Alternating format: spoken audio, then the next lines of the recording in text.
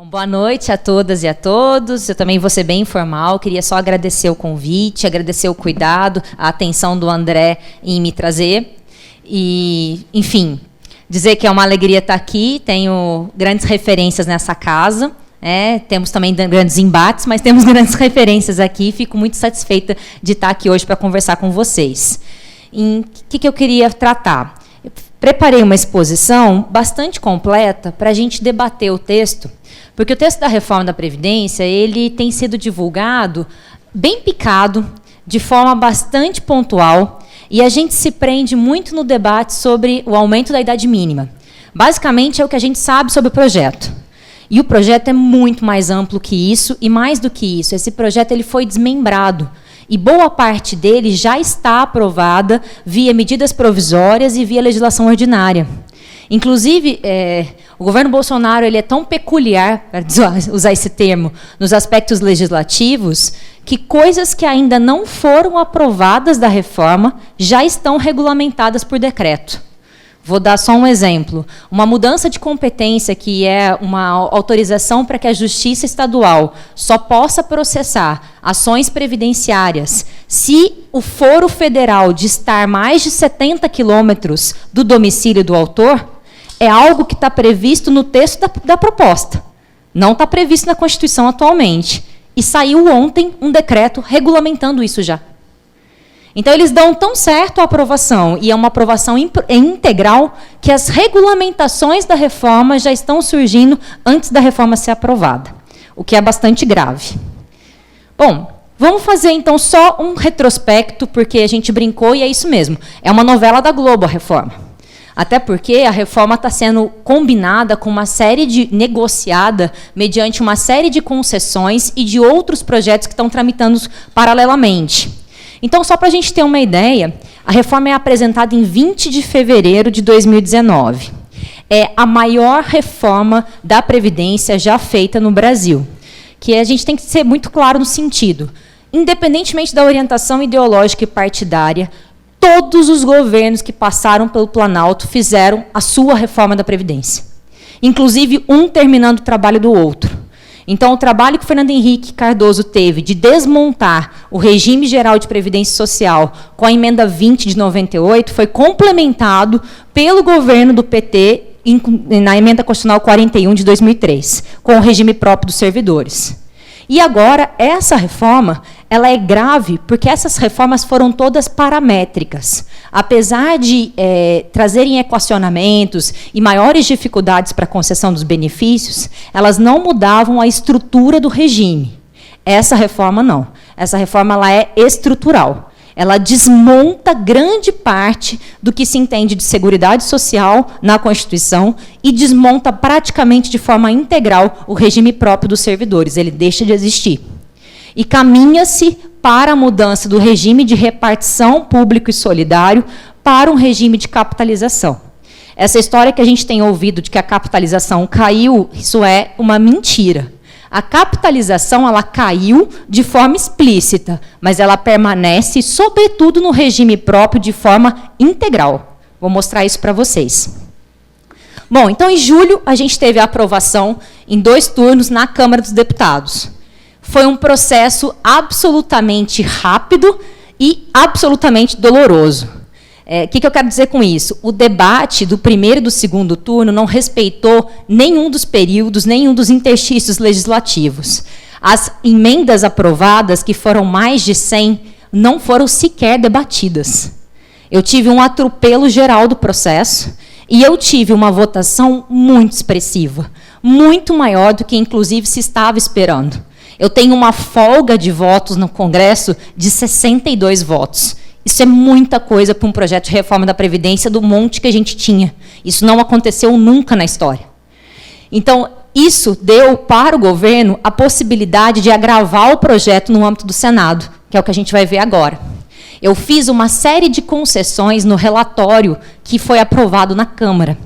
Quais principais delas? Retirada de mudanças do BPC, retirada de estados e municípios de dentro da proposta, porque houve uma pressão muito grande dos deputados federais que estão próximos de eleições municipais, para se retirar isso. E quando o governo vê esse placar de votação, grande parte dessas retiradas, elas retornam.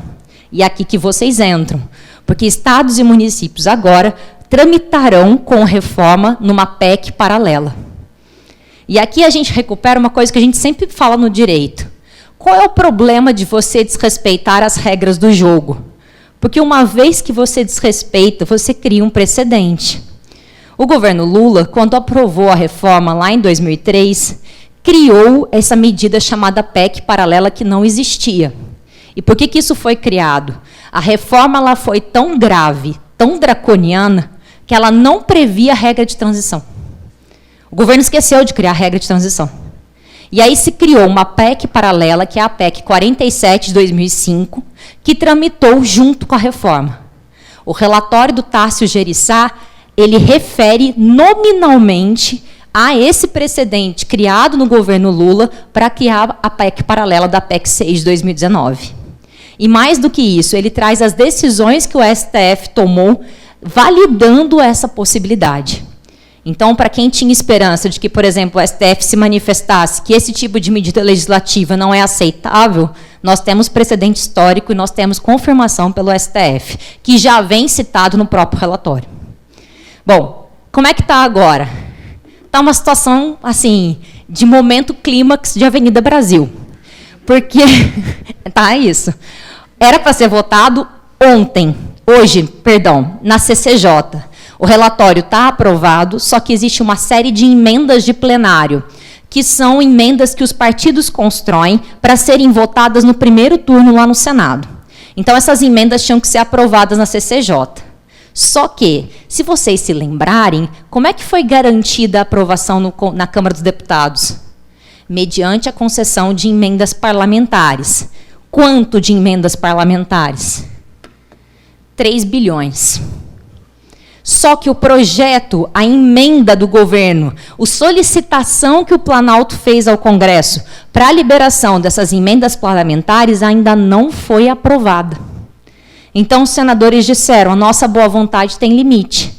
Ou o governo aprova as emendas parlamentares que foram solicitadas, o que é emenda parlamentar? Desvincular o orçamento, proposta orçamentária, devolver isso para a competência do Planalto, para que o Planalto distribua entre os deputados, para que eles possam construir escola na sua base, posto de saúde.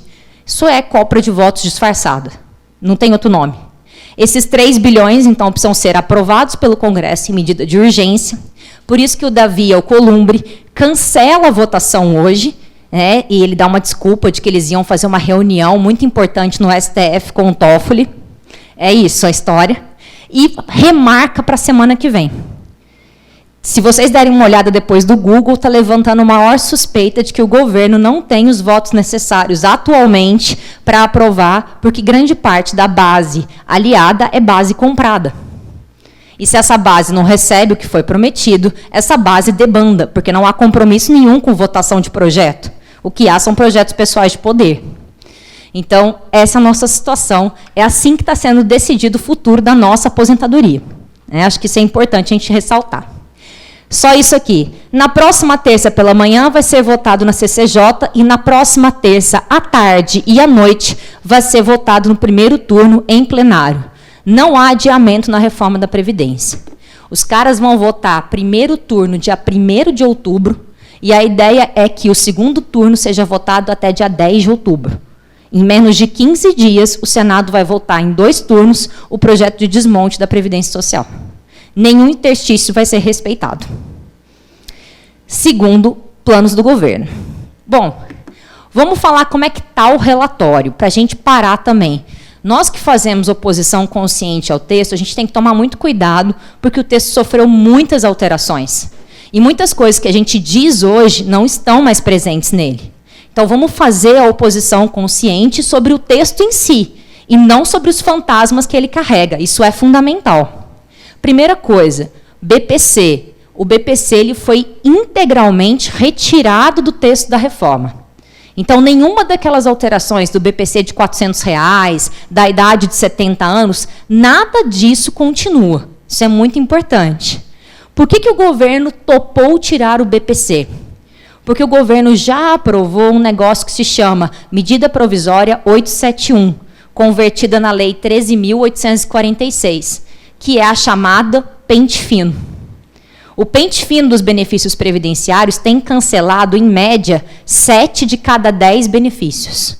Muitos desses benefícios são benefícios assistenciais do BPC. Então, quem está recebendo auxílio-doença, aposentadoria por invalidez e BPC, que são 3 benefícios que não estão na reforma, já está sofrendo a reforma administrativa, com o cancelamento sistemático desses benefícios, com suspeita de fraude. Suspeita de fraude pode ser qualquer coisa. Inclusive, o INSS agora tem tido por praxe enviar cartas de cobrança para as pessoas.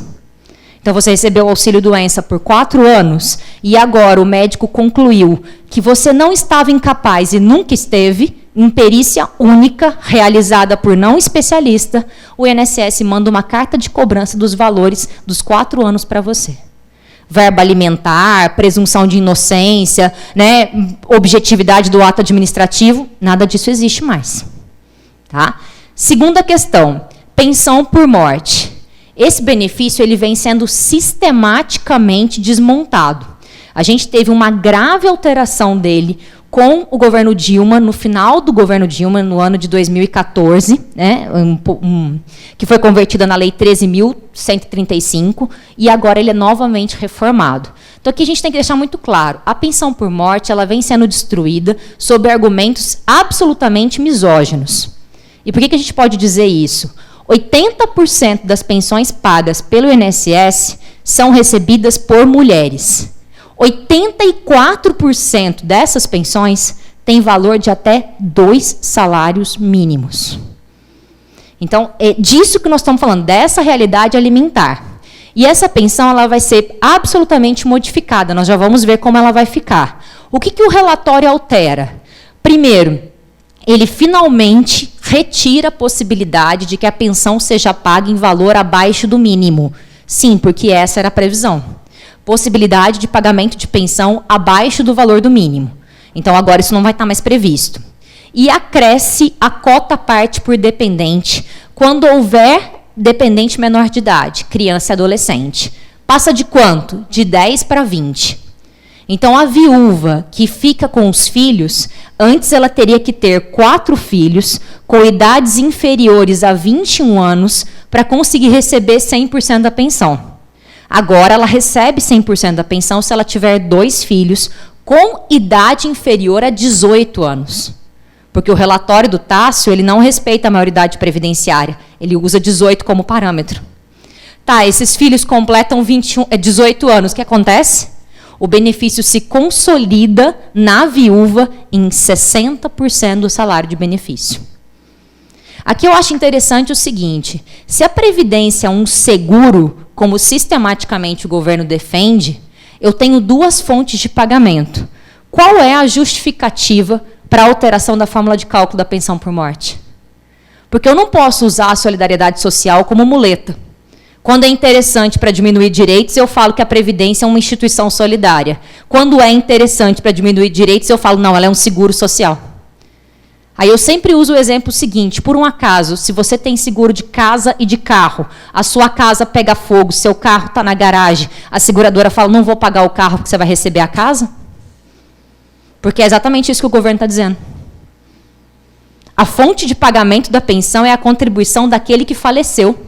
A fonte de pagamento da aposentadoria é a sua contribuição. Não existe justificativa para diminuição do valor e nem para não possibilidade de acumulação, como a gente vai ver daqui a pouco. Tudo bem? Isso vale para servidores públicos e para trabalhadores do regime geral. As regras da pensão são unificadas. A gente vai ver isso também. O que mais? Aposentadoria por incapacidade. Isso daqui talvez seja uma das coisas mais doidas que existem. Aposentadoria por incapacidade é uma das poucas aposentadorias que hoje é paga na modalidade de 100% do salário de benefício. Porque se entende que ela decorre de uma tragédia que causa perda da capacidade para trabalho. Como é que é a proposta do governo? 70% do salário de benefício. Se a incapacidade não decorrer de doença laboral, se não decorrer de acidente de trabalho ou acidente de qualquer natureza, que essa é a alteração feita pelo texto. Primeiro, com a reforma trabalhista ficou mais fácil ou mais difícil caracterizar acidente de trabalho? Ficou impossível. Trabalhador intermitente não tem acidente de trabalho. Acidente in itinere não é acidente de trabalho. Então já vai ser difícil por esse lado. E a qualificação de acidente? O texto não traz o que pode ser. Acidente automobilístico entra ou não entra? Acidente que eu sofro dentro da minha casa é considerado acidente? A gente não sabe, vai depender da interpretação dada pelos órgãos administrativos e pela jurisprudência construída. De qualquer forma, doenças crônicas, câncer, qualquer outra enfermidade, enfermidades psicológicas, psiquiátricas, qualquer outra enfermidade que não puder ser caracterizada como doença ocupacional ou do trabalho, 70% do salário de benefício.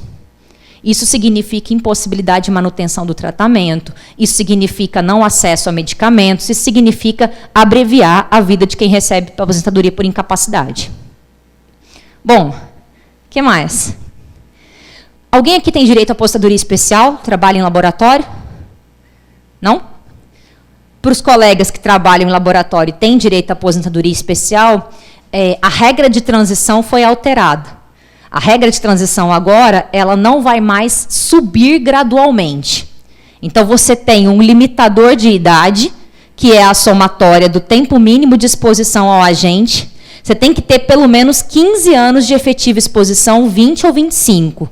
E a somatória da sua idade, do tempo de contribuição, tem que dar aqueles valores, 66, 76, 86. Vamos usar só um exemplo para você entender do que nós estamos falando. 66 pontos é o que o mineiro tem que atingir. Mineiro que trabalha em mina de subsolo. Então, se ele trabalhou durante 15 anos em mina de subsolo, subtrai 66 de 15 de 66. Ele tem que chegar aos 51 anos para poder se aposentar. Quem é que trabalhando em mina de subsolo consegue sobreviver até os 51 anos para solicitar a aposentadoria especial? Vamos trabalhar com um exemplo mais próximo. Enfermeira. Enfermeira, 25 anos de tempo de contribuição. Mínimo com exposição de agente. Subtrai de 86. Ela tem que ter, no mínimo, quantos anos? 61.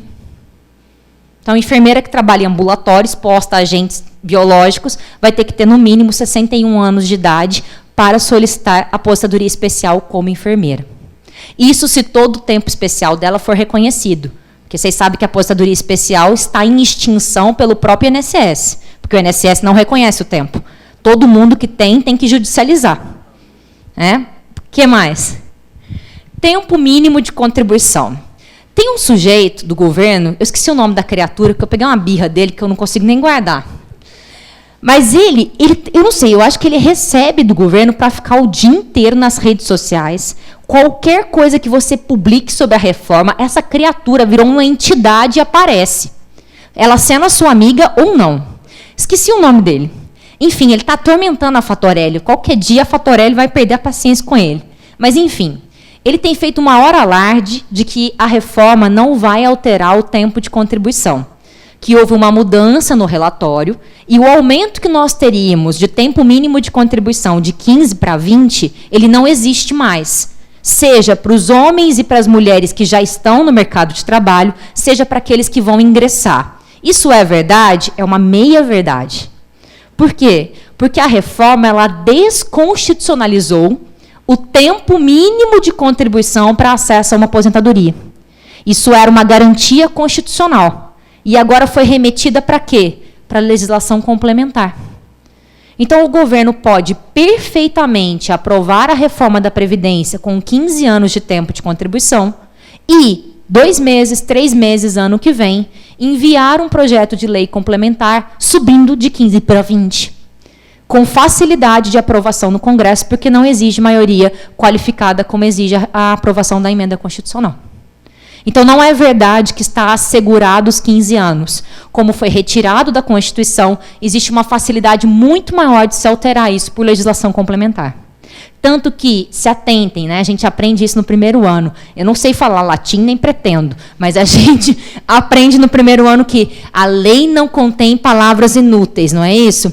Qual que é a redação dada para o dispositivo? Está lá escrito o seguinte, ó, redução de 5 anos. Não está escrito 15.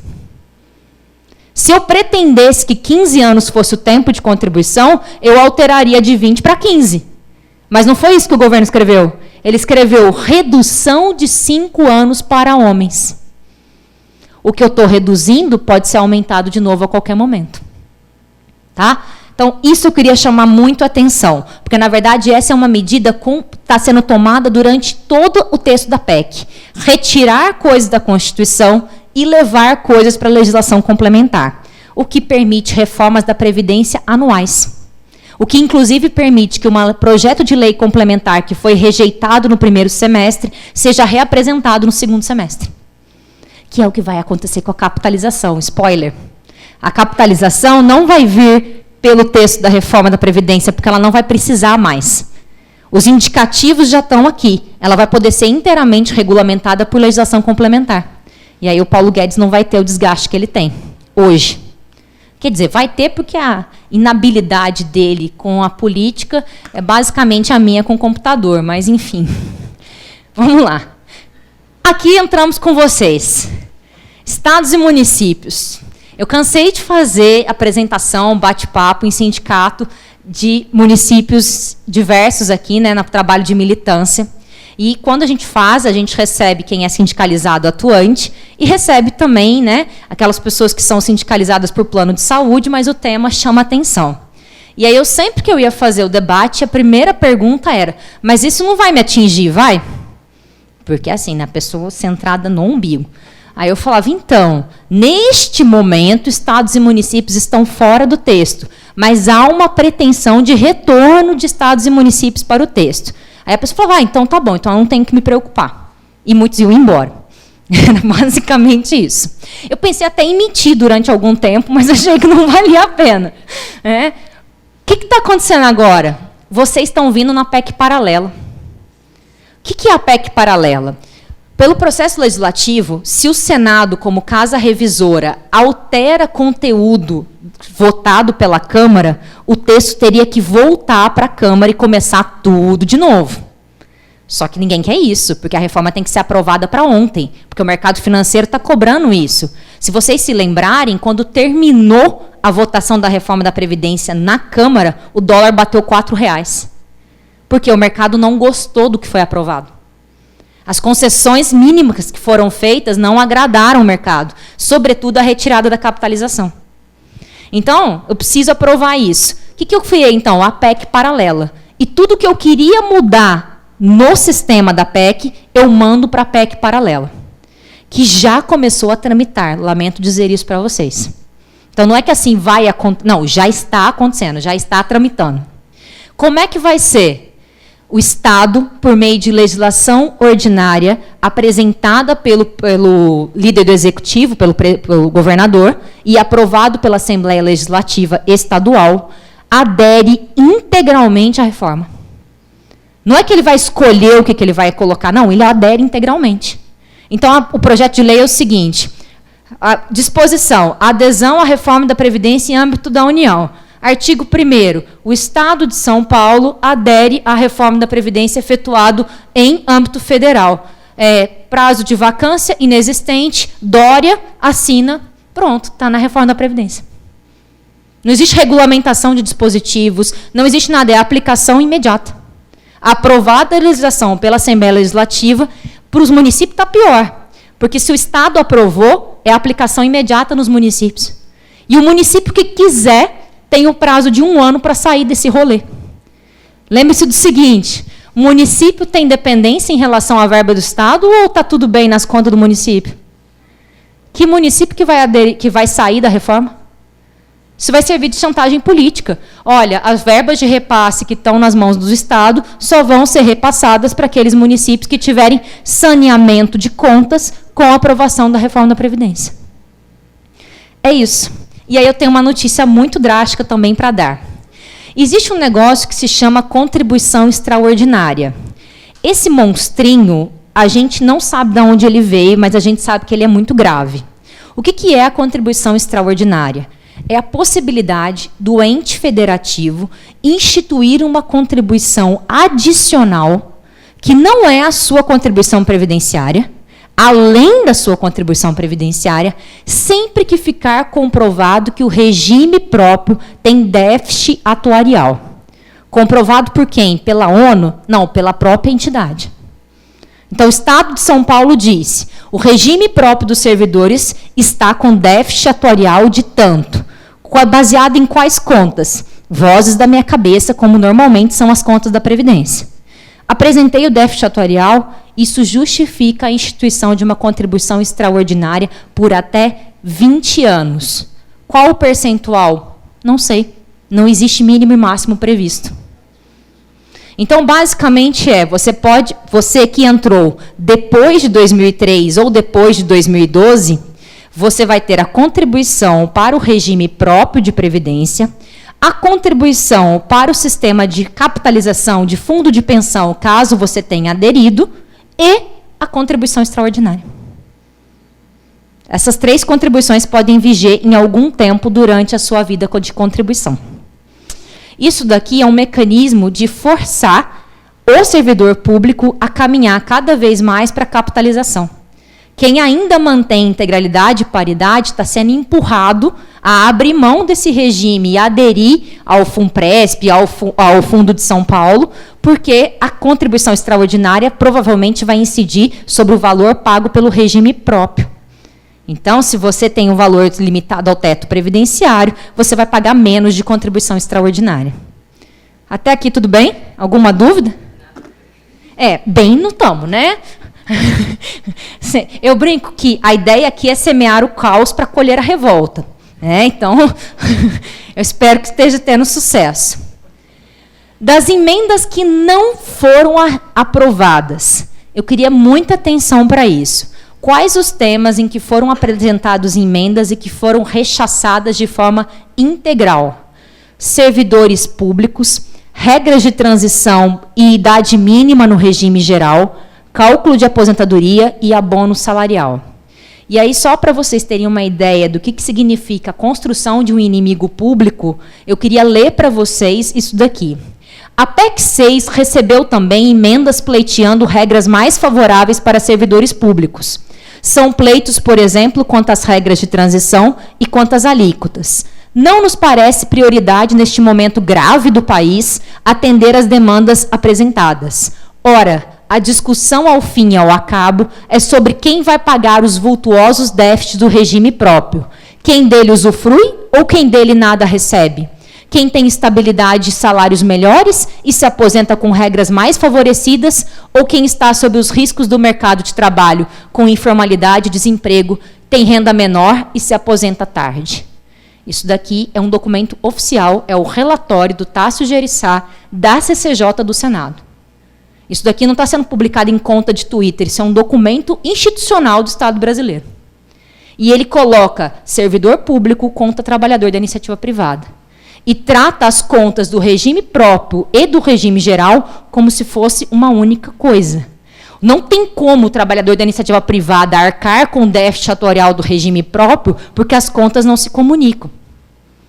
A conta da Previdência se chama Orçamento da Seguridade Social, previsto no artigo 195 e artigo 165, parágrafo 5º, inciso 3º. A conta do regime próprio, ela é parte do orçamento fiscal do Estado, que é o que a gente vai ver daqui a pouco ao final da apresentação. Mas essa foi a estratégia sistematicamente levantada. A ideia de que quem paga pela sua aposentadoria é o trabalhador vinculado ao regime geral de previdência. Bom, o que mais? Como eu disse, a PEC paralela já está tramitando. Eu acho que o clima mudou. Da maneira que nós colocamos e foi discutido com o presidente Rodrigo Maia, em que os governadores terão que fazer uma adesão através de aprovação por lei ordinária do Estado, facilita bastante a aprovação na Câmara. É a opinião do presidente, que naturalmente andou ouvindo alguns líderes. Então, já existe acordo de que a PEC paralela que traz estados e municípios passe pela Câmara, porque a proposta inicial, gente, era um negócio, era por decreto. O governador faria um decreto de adesão à reforma. E aí os deputados estaduais e o governador estavam pulando dessa altura, porque o custo político dessa adesão com as eleições municipais do ano que vem seria gigantesco. Mas agora eu diluo isso. Eu diluo porque vai ter votação na Assembleia. E quem é que acompanha a votação de Assembleia? Ninguém. Quem é que diz quem votou e quem não votou? Eu diluo esse custo político entre todos os deputados. Então agora ficou bem mais fácil, o clima mudou e a aprovação virá. Né? E o crescimento econômico e a benesse e tudo mais que está vinculado a esse projeto. Vamos falar agora do que você quer ouvir? Como é que fica a sua aposentadoria? Ou do que você não quer ouvir, né? Na verdade, é basicamente. Queria colocar 3 coisas primeiro. Primeira delas, o eixo central da reforma é a desconstitucionalização dos dispositivos. Tirar da Constituição e remeter para a legislação complementar. Segunda coisa importante, pela primeira vez na história do Brasil, uma reforma da Previdência não será regulamentada pelo Congresso. O que eu quero dizer com isso? Aprovada a PEC, a regulamentação dela inteira já está no ato de disposições constitucionais transitórias. Eu não vou ter que aprovar uma nova Lei 8.213 ou uma nova Lei 8.212. Essas leis perdem a vigência automática porque passa a valer o ADCT até que o Congresso crie as legislações a que a PEC faz referência. Esse negócio que era um dispositivo para sumir, porque eu já tenho 30 anos de Constituição, ele é absolutamente inchado novamente com uma série de dispositivos que regulamentam a reforma. E a última questão, regras de transição. Não tenho medo nenhum de dizer, não existem. Eu chamo de artimanhas de transição ou aposentadoria polishop. Por que aposentadoria polishop? Tem que completar a idade mínima, mas não é só isso. Tem que completar tempo de contribuição, mas não é só isso. Então é aposentadoria polishop. Nunca você vai conseguir completar a regra. Para os servidores públicos do regime próprio tem um agravante. Quantas regras existem? 2. E qual que é a fórmula de cálculo? A nova. Então não existe respeito à fórmula de cálculo que você tem hoje. Se você se aposentar pelas regras de transição, você já se aposenta com a fórmula de cálculo da PEC, que é uma belezinha que eu vou te mostrar daqui a pouco. Vamos lá, então. Primeira coisa que você quer saber. Direito adquirido. Direito adquirido num país que não tem Constituição é um negócio complicado de falar, né? Mas, enfim, vamos lá. Em tese, quem já tem completo os requisitos para se aposentar tem direito adquirido. Atenção, falta 2 meses, não tem direito adquirido. Tem expectativa de direito. Mas eu posso afirmar para você hoje, sem sombra de dúvida, que se você completou os requisitos, você está com direito adquirido? Não posso mais. Por quê? O STJ tem decisões pontuais, não é uma decisão colegiada, não é uma decisão de Câmara, em que ele decidiu, de acordo com vozes da minha cabeça, que só existe direito adquirido se a pessoa ingressou com o pedido de aposentadoria. Volto a dizer, não existe nenhum dispositivo constitucional ou infraconstitucional que justifique essa decisão. Mas o STJ já decidiu isso. Por que isso é tão grave? Porque nós vamos ver daqui a pouco que uma situação muito peculiar do empregado público é o empregado público que solicitar aposentadoria usando o tempo de contribuição do seu cargo, ele tem automática desligamento quando da concessão da aposentadoria. A galera inteira da Caixa Econômica Federal e do Banco do Brasil estão nessa situação. Então, o que eu posso dizer para essas pessoas? Eu posso dizer para elas que elas estão em risco. O que a gente tem normalmente orientado é, se você tem intenção de se aposentar, solicite aposentadoria, sem passar nenhum dado bancário, e caso ela seja concedida, não mexa no dinheiro. Porque se você não sacou o dinheiro, entende-se que houve uma desistência voluntária e o INSS cancela aquilo e daqui a um tempo você pode solicitar de novo. Tudo bem? Mas não tenho como garantir. Até hoje funcionou o direito adquirido nas reformas da Previdência? Funcionou. Posso garantir que vai funcionar? Não posso mais. Tá? O que mais?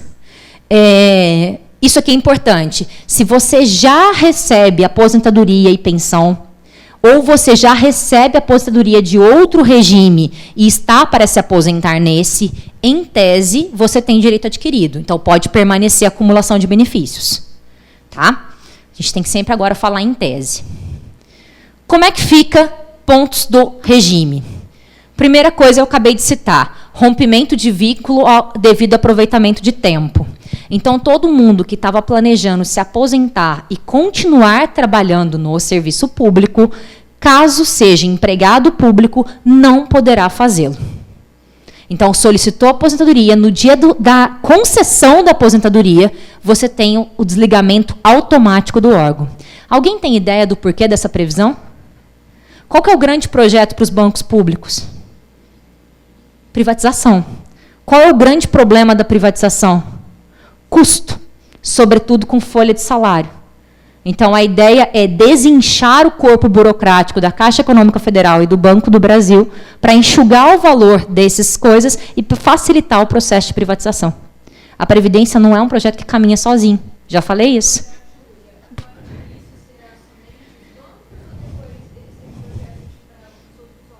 A ideia é ser generalizado. Vai se começar com essa experiência no emprego público, porque ele já tem uma característica de intermediária entre o estatutário e o seletista. Ele já tem uma série de questões que não são um regime estatutário puro. Então, vai se começar por eles. Mas a ideia, tanto que assim, o projeto Paulo Guedes é acabar com a estabilidade do serviço público e substituir ela por análise de produtividade. Então, aqui é o primeiro passo desse projeto. Mas uma ótima pergunta. Estados e municípios. É vedada a incorporação de vantagens de caráter temporário ou vinculada ao exercício de cargo de confiança ou cargo em comissão à remuneração do cargo efetivo. Isso aqui é super importante para a faculdade. Existe uma série de remunerações temporárias de várias comissões e coisas buchas que só a gente assume porque existia impacto na nossa aposentadoria. Pois bem, deixa de existir.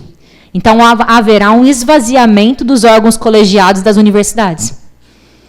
Porque eu não permitirei mais sequer essa função básica, que é a vantagem de incorporação como salário de contribuição.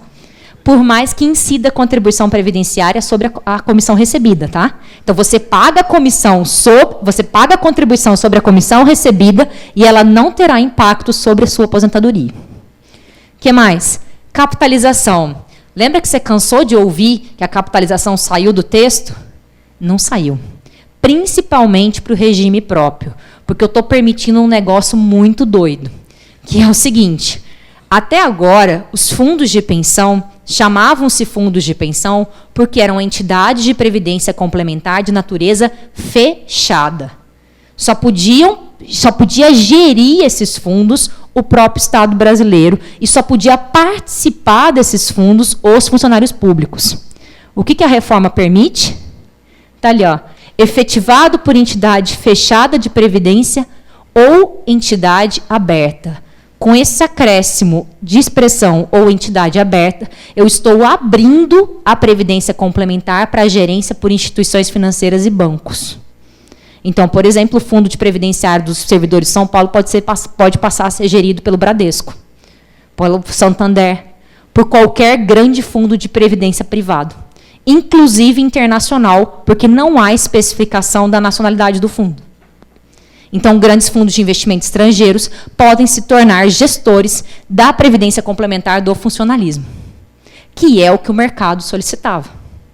Porque a ideia da capitalização, ela sempre começa pelo funcionalismo público, porque é o funcionalismo público quem tem os melhores salários e tem estabilidade. Então, existe garantia de pagamento mensal. Não são afetados por desemprego, pela informalidade. Então, na verdade, a galinha de ouro do mercado financeiro são os fundos de capitalização dos servidores públicos, sempre foram. E sempre é por aqui que eu começo. Então, a capitalização, entidade aberta, poderá gerir o fundo. Aqui já conversamos. A proposta é desconstitucionalização e eu queria chamar a atenção para o parágrafo 22 do artigo 40, que determina que a entidade, a esfera estadual, federal ou municipal, estude regras para a extinção dos regimes próprios. Passará a estar previsto na Constituição a tendência à extinção dos regimes próprios. Sobretudo os estaduais e os municipais, porque, segundo a ideia geral, é onde subsiste o maior déficit da Previdência. O que mais? Como é que fica a aposentadoria? Regra geral, 62 anos de idade para as mulheres, 65 para os homens. 25 anos de tempo de contribuição como tempo mínimo, com 10 anos de 10 anos de serviço público e 5 anos no cargo. Eu sempre coloco a situação dos professores, aqui a gente está falando sobretudo dos institutos federais neste momento, mas também podemos falar dos estaduais e municipais, porque é a mesma previsão da PEC paralela. Todo mundo tem uma mãe, uma tia, uma irmã, que é professora da rede pública de ensino. A situação delas é essa daqui.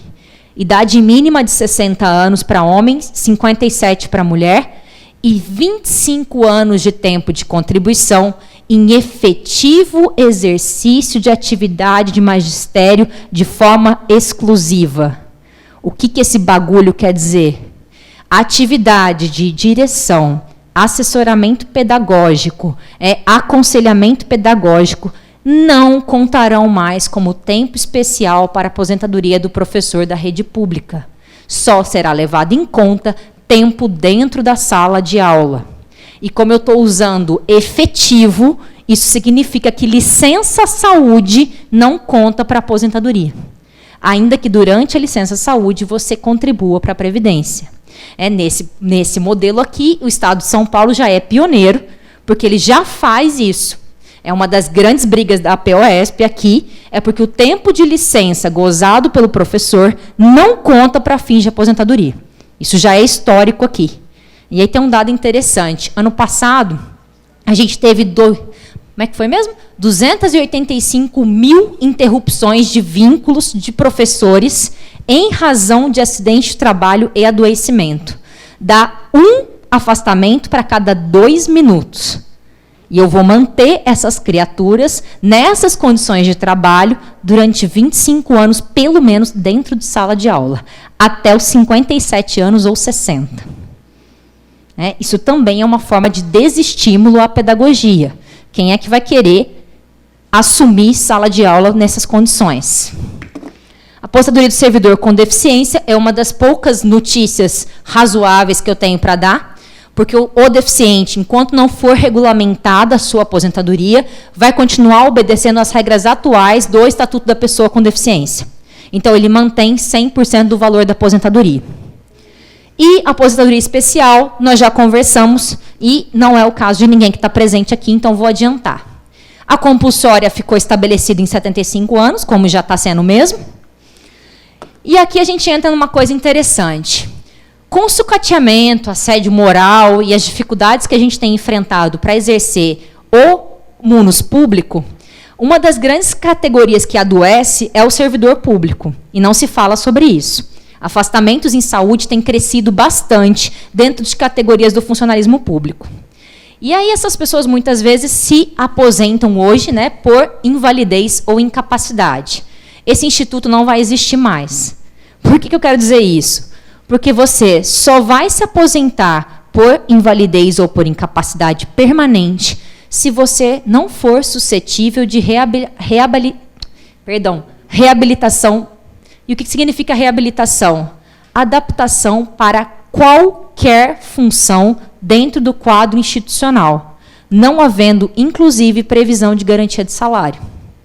Então, se você puder estar no almoxerifado catalogando materiais, você não está incapaz. Se você puder estar em qualquer ambiente exercendo qualquer função, você será remanejado dentro do quadro da instituição e não há garantia de recebimento do mesmo salário. Essa garantia existia, mas ela foi retirada no relatório da Câmara. E aqui é muito interessante, porque houve uma discussão muito interessante se o Instituto de Reabilitação não seria uma possibilidade do próprio servidor, em desejando, não se aposentar por incapacidade e se reabilitar para exercer outra função. Só que nesse histórico que a gente está acompanhando, a reabilitação não será um exercício de direito subjetivo do servidor, ela será uma imposição da administração. Toda vez que você entrar com pedido de aposentadoria por incapacidade, você será direcionado diretamente para o serviço de readaptação, ou, caso você seja aposentado, estará sujeito à avaliação médica periódica sem limite de idade. Então, um belo dia, você pegou um perito que achou que aos 55 anos, depois de 15 anos de afastamento por doença psiquiátrica, depressão é frescura, portanto, você está habilitado a retornar ao trabalho. cancela automaticamente sua aposentadoria. Mas eu já tenho mais de 60, não existe limite de idade. Então, você retorna, depois de 15 anos, ao seu local de trabalho, se ele existir. Senão, você vai ser remanejado dentro do quadro institucional do Estado. Tá bom, não tá? Alguém tinha ouvido falar desses aspectos assim? Não, né? A gente só debate idade mínima. Fórmula de cálculo da aposentadoria. Agora que fica bom. Hoje em dia, como é que normalmente se calcula? Para quem não tem integralidade e paridade, normalmente eu levo em conta as 80% maiores contribuições. O que significa que aquelas 20% menores, que normalmente dizem respeito ao seu início de carreira, elas são descartadas da sua aposentadoria e não interferem nesse valor. Primeiro, eu levo em conta agora 100% do período contributivo. Então, todas as suas contribuições interferem diretamente no valor da sua aposentadoria. Pensem o que significa isso no âmbito do regime geral, em que muitas vezes a pessoa fica desempregada durante algum tempo e contribui sobre o mínimo para não perder a qualidade de segurado. Essas contribuições sobre o mínimo vão interferir diretamente no valor da aposentadoria dela. Como é que fica? 60% do salário de benefício, mais 2% para cada ano de contribuição que ultrapassar os 20. Você, que é servidor público, começa com 70% do salário de benefício com 25 anos de tempo de contribuição. E quanto tempo de contribuição no serviço público será necessário para atingir 100%? 40 anos. 40 anos não é de serviço, eu queria deixar isso muito claro, é de contribuição. Se durante algum tempo houve um período fictício, que a gente chama, em que você trabalhou lá para trás no serviço público, mas não houve contribuição, isso não será reconhecido. O que mais? Abono de permanência. Hoje vocês sabem que quem completa o direito de aposentadoria e continua trabalhando, recebe de volta o valor da contribuição. É isso que a gente chama de abono de permanência. Olha como é que vem a redação. Poderá fazer jus ao abono de permanência, no máximo, no valor da sua contribuição previdenciária. O que isso significa? Que o abono de permanência será facultativo e poderá ser pago a menor. Se eu digo que poderá fazer jus, não existe direito certo. E se eu digo que é no máximo, eu estou dizendo que pode ser pago a menor. Quem já está em gozo de abono de permanência ou já tem direito, em tese, tem direito adquirido. Tudo bem? Então, se você está recebendo, você não vai... Pois não. Mas está correndo na Câmara, né? Tem uma PEC, esse é 2015 alguma coisa, para a extinção do abono permanente. Sim. Está adiantado já. Está adiantado. Anularia isso aí? Depende da votação, porque assim, se eu conseguir aprovar a reforma, eu deixo em aberto a possibilidade de regulamentação pelo ente. Então, eu nem preciso aprovar essa emenda constitucional, porque pela própria complementação desse dispositivo, eu posso cancelá-lo. Então, na verdade, eu torno inútil essa emenda constitucional. Porque se eu estou dizendo que poderá fazer jus, eu posso aprovar um decreto ou uma lei dizendo que não faz jus. E aí eu extingo sem necessidade de aprovar essa emenda. Tá bom?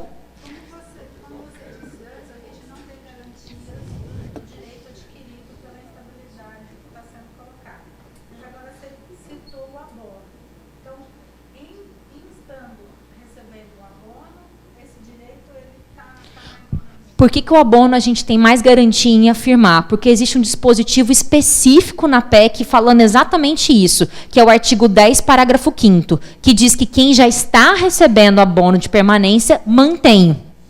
Então, uma linhazinha está escrito isso. Como existe essa previsão específica em relação ao abono, eu tenho mais segurança em dizer que quem recebe continuará recebendo. Tá? Ao abono, ponto. É um artigo específico. O que mais? Isso daqui também é interessante.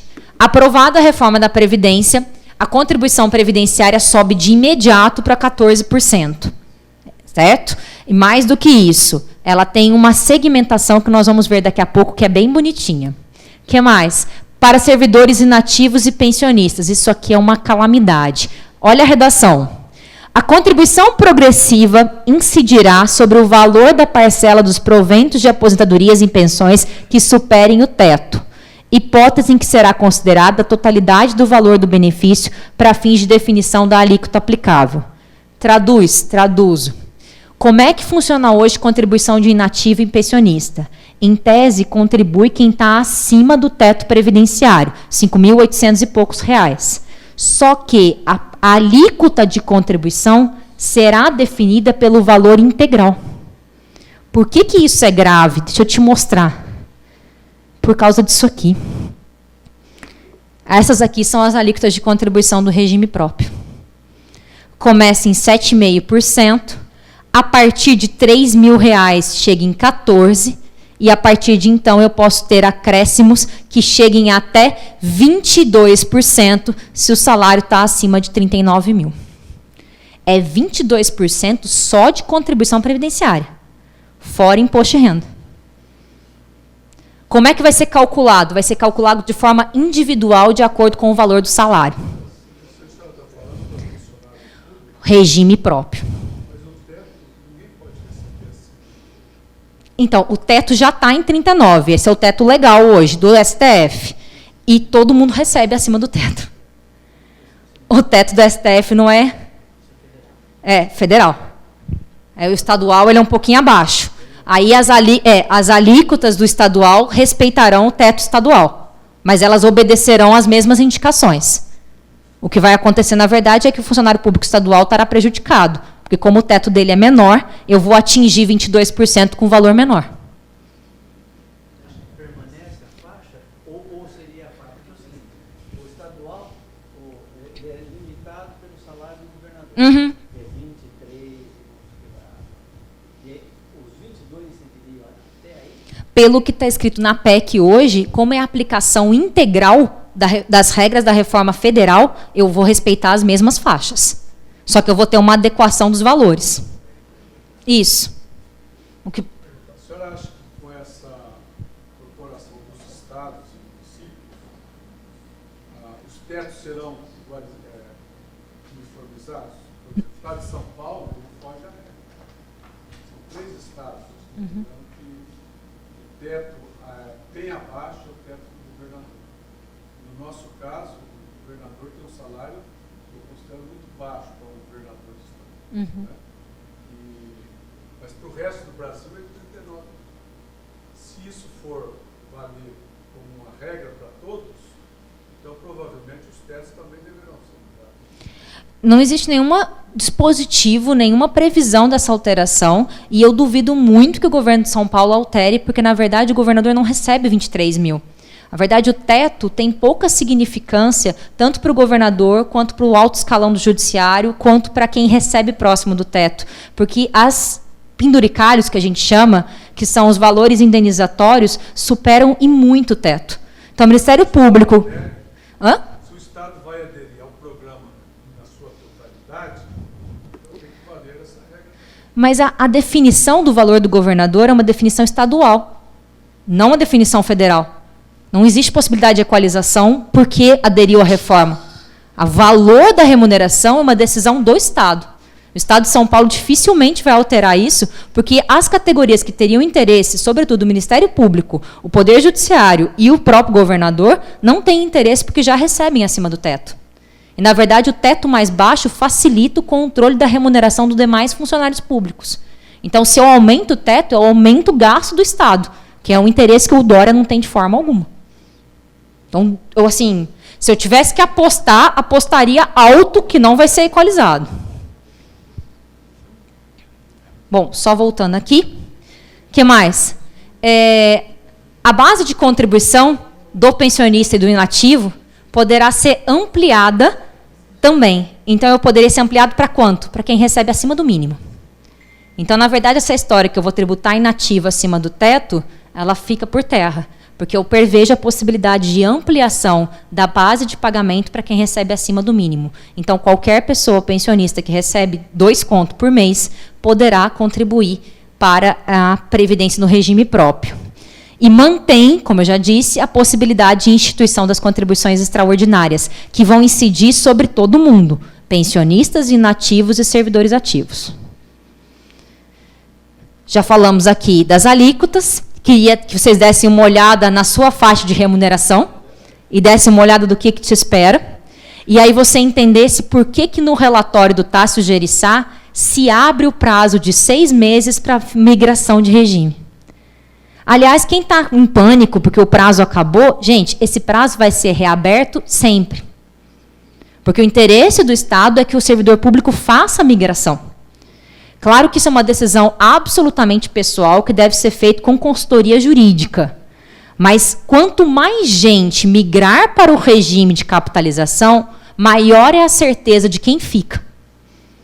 Porque, na verdade, comprar briga com quem ficou não compensará. Então, o Estado estará sempre reabrindo esse prazo, porque ele tem interesse que o funcionalismo todo migre e que deixe de existir integralidade e paridade. Tá? Isso é muito importante que vocês tomem essa decisão de forma muito consciente. Façam os cálculos, não migrem porque está todo mundo migrando. Tem uma galera fazendo isso, gente que é funcionário desde a década de 80, que tem integralidade, tem paridade, migrando para capitalização. Isso é, assim, uma loucura. Façam as contas com um advogado, com um tributarista, para ver se vale a pena ou não, e tenham certeza, esse prazo será reaberto sempre. Tá? Essa é também uma coisa que eu não tenho medo de falar. Pensão por morte. Você fala, bom, pelo menos eu não vou me aposentar, mas eu vou morrer e vou deixar alguma coisa, né? Então, não vai mais. Como é que fica? Unificou. Pensão por morte, cota familiar de 50% do salário de benefício. Mais 10% para dependente ou 20% se for criança ou adolescente menor de 18 anos de idade. As cotas são não reversíveis. Na medida que os dependentes complementam a maioridade ou que deixam de receber a pensão por qualquer motivo que seja, o benefício se consolida naquele que faltou, naquele que sobrou, em 60% do salário de benefício. Existe a possibilidade de dependente inválido ou com deficiência receber 100% do valor do benefício. E existe a possibilidade de cadastramento do dependente. Atenção, esse termo não é meu, tá? É o próprio texto. Esse termo inválido, que é absolutamente incorreto de se ser utilizado, está sendo utilizado no texto, por isso que a gente usa aqui. Então, o dependente inválido ou com deficiência intelectual, ele pode ser enquadrado como dependente nessas condições de forma anterior. Qual que é o problema? Submetido à reavaliação médica periódica. Então, o seu filho, por exemplo, com alto grau de autismo, você quer assegurar que ele tem o direito de recebimento de 100% da pensão. Você vai lá e cadastra ele como seu dependente que tem grave deficiência intelectual. Anualmente será convocado perícia médica para ele passar. E aí você imagina o que isso significa.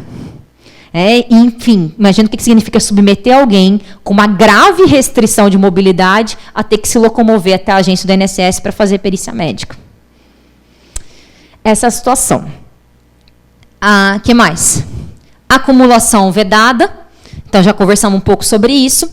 Não vai poder receber aposentadoria e pensão se isso supera o valor de um salário mínimo. E aqui eu queria ser muito clara com isso. O salário mínimo é o salário objetivo nominal. Então, se você recebe R$ 1.200 de aposentadoria e R$ 1.038 de pensão, você não pode acumular. Você vai entrar na primeira faixa aqui. Vai receber um integral e 80% do outro. Quem é que vocês conhecem que recebe aposentadoria no valor de um salário mínimo redondinho? Quem é rural. A aposentadoria urbana sempre tem uma diferencinha. É 1.000 e pouco, 1.200, 1.300 reais. Então, se, por exemplo, você tem uma aposentadoria de 1.300, que é o valor médio da aposentadoria no regime geral, e uma pensão de 1.200, não pode receber as duas. A acumulação vai ser percentual. E a parcela excedente nunca vai ultrapassar 2 salários mínimos. Então, você vai receber o seu benefício integral e o outro, se você é um funcionário público e tem um salário alto e uma pensão alta, você vai receber quanto? O seu salário integral, por exemplo, sua aposentadoria integral e até 2.000 de pensão. Não pode receber mais que isso. Bom, o que mais? Regra de transição do regime próprio. Tem 2 só. e é Polishop. Acompanha comigo. Primeira, idade mínima de 56 e 61 anos. Mais, sempre mais, 30 anos de tempo de contribuição, 35 anos de tempo de contribuição.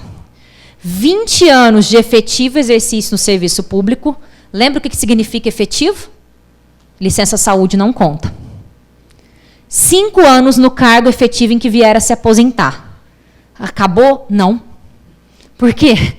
Porque a somatória da sua idade e do seu tempo de contribuição tem que ser 86 para mulher e 96 para homem, pelo menos. E aí, acabou? Não.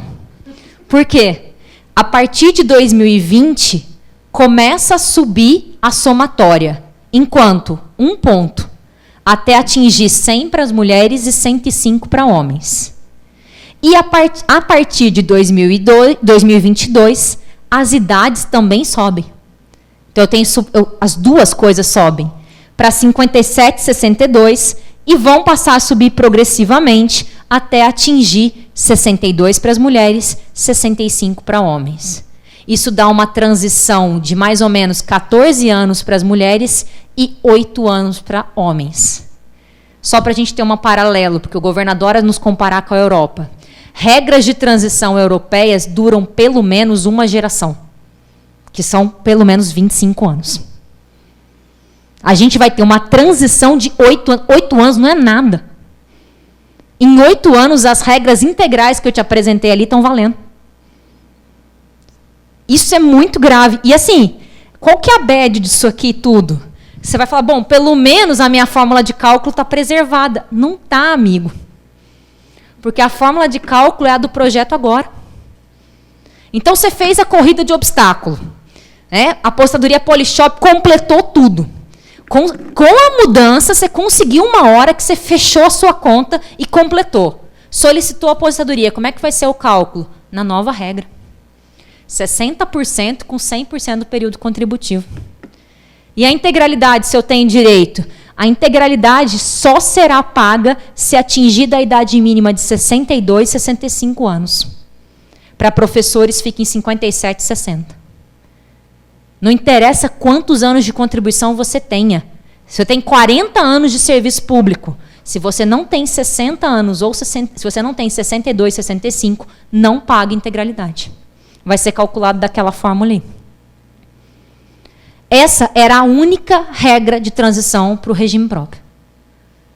Aí o relatório da Câmara dos Deputados criou essa daqui, que é uma regra que é aplicável ao regime geral e ao regime próprio, para os dois.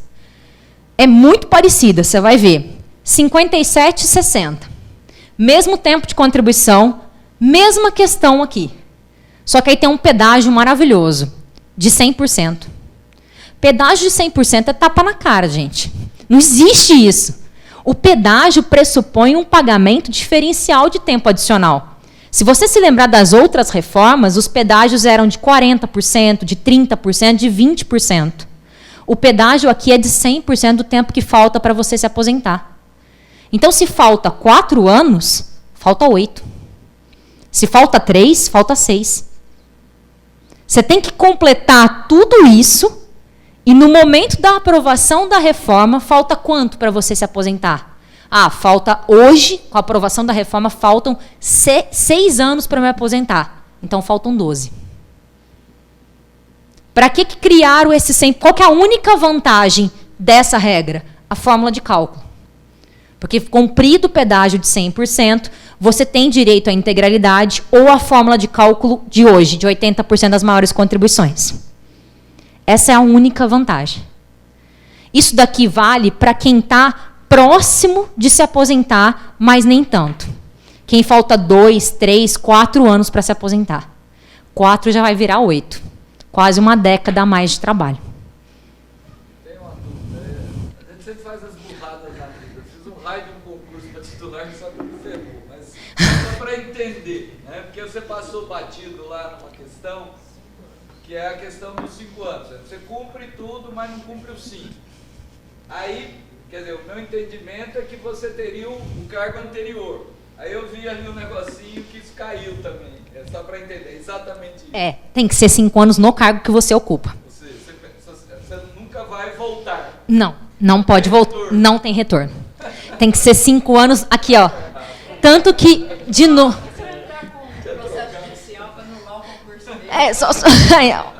Pede pro seu concorrente que ficou lá em segundo fazer essa para Deus ver. Fala para ele, ó, te ajudo, pago para você, pago o advogado. Só olha aqui, sempre que aparecer a palavra efetivo, você sabe que está ferrado. Porque é isso, ó. 5 anos no cargo efetivo em que vier a se aposentar. Falou em efetivo, não existe possibilidade de retorno. Não existe possibilidade de eu desistir do cargo que eu estou e me aposentar no anterior. Eu tenho que obrigatoriamente cumprir os 5 anos. Acabou, gente. Só tem essas regras. Tem alguém aqui que é seletista? Tem? Vocês têm regras a mais. Não que melhore, né? Tem mais, assim, aquele negócio, quer morrer enforcado, afogado, basicamente... Essa regra aqui, como eu disse, vale para vocês também. Essa da somatória e da possibilidade de pagamento. Como é que fica o resto? Deixa eu passar por aqui. Eu tenho essa regra, para quem é do regime geral, que é parecida com aquela outra primeira, mas ela não tem a questão dos 20 anos e dos 5. Então, tem o tempo de contribuição e tem a pontuação de 86. A pontuação vai atingir a mesma coisa, 100 e 105. Então, ela é muito próxima à regra do regime próprio. O que tem aqui de diferente para vocês? Essa regra aqui, que é a possibilidade de 30 com idade mínima, e as idades é que vão subindo. Então, eu congelo o tempo de contribuição e as idades vão aumentando a partir de 2020. Isso é interessante para quem parou de contribuir, mas está trabalhando, mas... Enfim, atingiu os 30 ou 35 anos e saiu do mercado de trabalho. Você vai ter que esperar atingir uma determinada idade para conseguir pedir a aposentadoria. E o que mais que tem?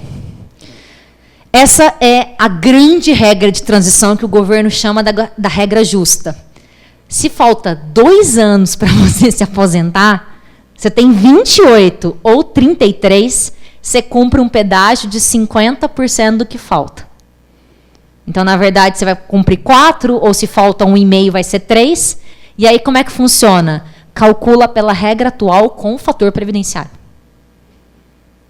Essa é a regra mais favorável do regime geral. E fora isso, a gente tem a aposentadoria que, pelo menos essa, foi modificada, que é a questão da aposentadoria por idade. Que antes, a regra de transição já trazia os 20 anos de tempo de contribuição. E agora voltou a ser 15. Então, eu tenho 60 anos de idade, mulher, 65, homem, e 15 anos de tempo de contribuição. Que é o que já existe hoje. Que é o que 80% da população brasileira se aposenta. Só que qual que é a mudança? A mudança, primeiro, é para as mulheres, que haverá aumento da idade até atingir 62. E eu já aplico a fórmula de cálculo atual. Então, os benefícios por idade, que já têm valor mais baixo hoje, provavelmente ficarão estagnados no valor do mínimo.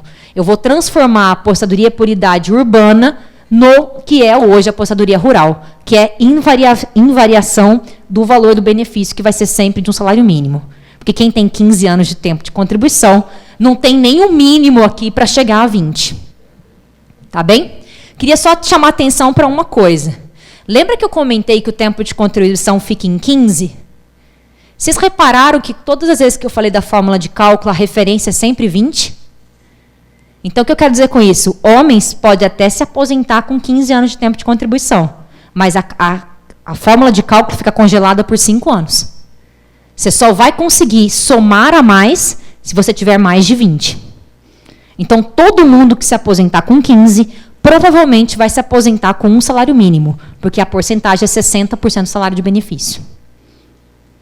Tudo bem? Queria terminar só falando o seguinte. Quem está acreditando que o Poder Judiciário tem alguma possibilidade de reversão disso, que vai judicializar a questão e que a gente vai ter algum tipo de vitória, mesmo que o Judiciário já tenha dado mostras consecutivas de que tem classe e tem cor e tem gênero, eu queria falar só uma coisa. Primeiro, o texto da reforma foi negociado com o Toffoli. Por incrível que pareça, isso aconteceu. Houve uma reunião dos líderes do governo com o STF para negociar o texto da reforma. E agora apareceu um negócio bonitinho chamado Incidente de Prevenção de Litigiosidade. É muito coach esse nome, né? Mindset, essas coisas, é a mesma coisa. O que significa isso aqui? Significa que, olha o termo, objeto seja controvérsia jurídica atual ou potencial de direito público. Então, por exemplo, o INSS, a Procuradoria do INSS, tem alguns dispositivos que têm leitura dúbia. A própria Procuradoria pode entrar com incidente de prevenção de litigiosidade. Esse incidente tramita e, quando ele é julgado, ele faz súmula vinculante, vinculando a administração pública e todas as instâncias do judiciário. Por que fizeram isso? Porque vocês sabem que está uma guerra de foice no escuro em relação à reforma trabalhista. Vários dos dispositivos da reforma trabalhista estão sendo judicializados e existem juízes, sobretudo de primeira instância, que têm revertido as perdas que ocorreram na reforma. Elas são depois reformadas nos tribunais, sobretudo no TST, mas isso tem acontecido. Então, a apreensão que teve, o aprendizado que se teve em relação à reforma trabalhista, se criou isso daqui. A ideia é vedar o acesso à justiça, sobretudo a possibilidade de interpretação do juiz de primeira instância, que é se existe alguma porcentagem progressista no judiciário, normalmente ela se encontra na primeira instância. Então, com isso daqui, eu fecho os canais, é tipo, nós estamos fechados, brother. Então, isso aqui é a possibilidade do judiciário participar ativamente da reforma.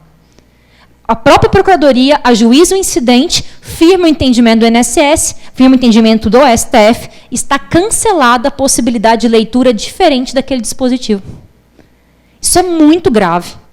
A gente tinha um dispositivo muito parecido com isso no começo da reforma, que dizia que as decisões judiciais deveriam se atentar ao princípio do equilíbrio financeiro e atuarial. Isso gerou um rebuliço entre os juízes. Houve, inclusive, associações que pleitearam a retirada desse dispositivo. Esse dispositivo é retirado na Câmara e agora ele volta na PEC paralela com esse outro nominho aqui. É a mesma função. Só que agora eu estou dando protagonismo ao Poder Judiciário, né? Porque a palavra final é do Poder Judiciário. E era só isso que as grandes instâncias queriam. Elas só não queriam ser descartadas. E aí, pessoal, eu não vou me alongar para a gente poder fazer as perguntas, eu só queria mostrar uma coisa. Isso daqui é um gráfico institucional que faz parte da história previdenciária brasileira. Por que eu trouxe isso daqui? Porque a gente sempre diz que o brasileiro tem memória curta. E em questão previdenciária, a nossa memória ela é inexistente. Na verdade, o nosso celular já está preenchido e a gente não consegue salvar nenhuma foto.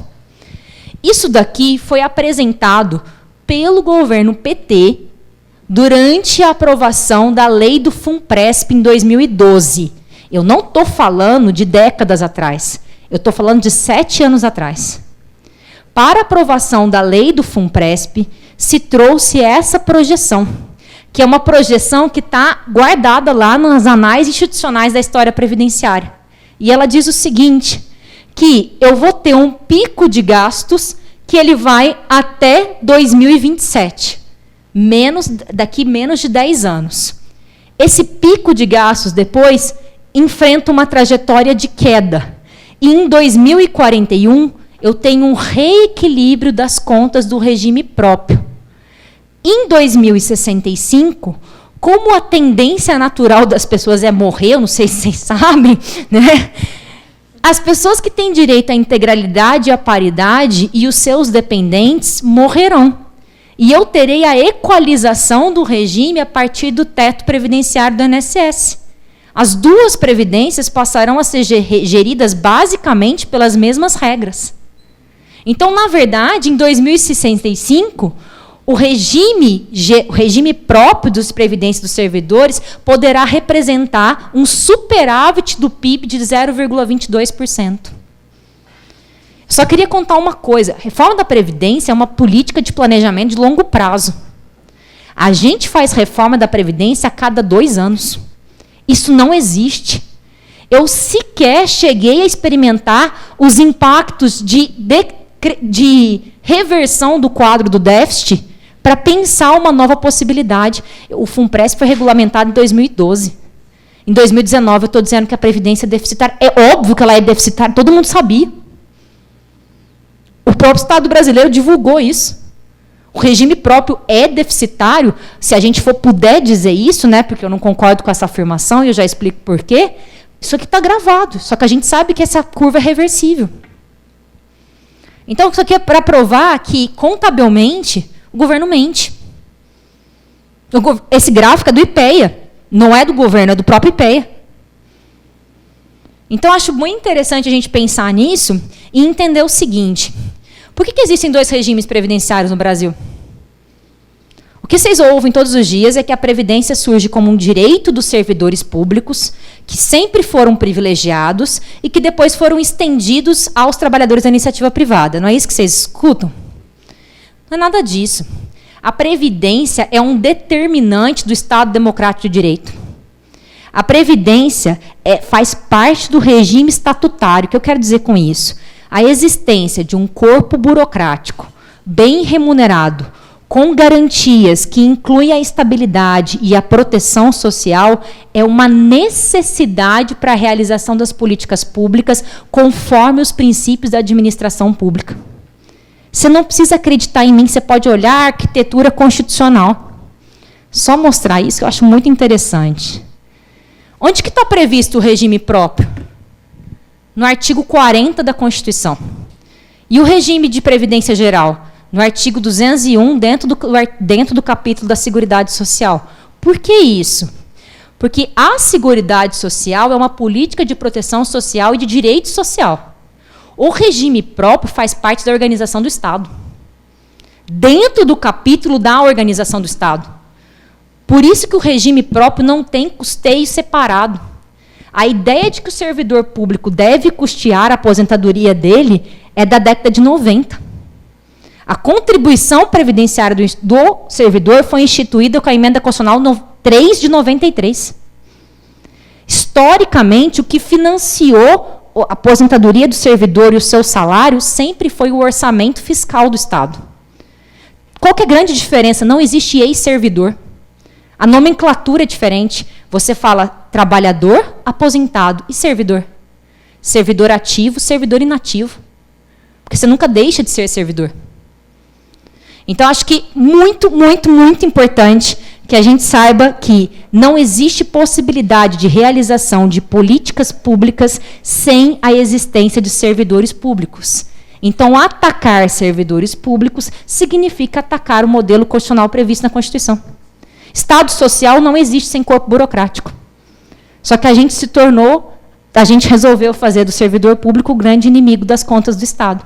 Sendo que nem previsão para tratamento diferenciado do regime próprio existe. Bom, era isso. Muito obrigada. Espero não ter cansado vocês muito.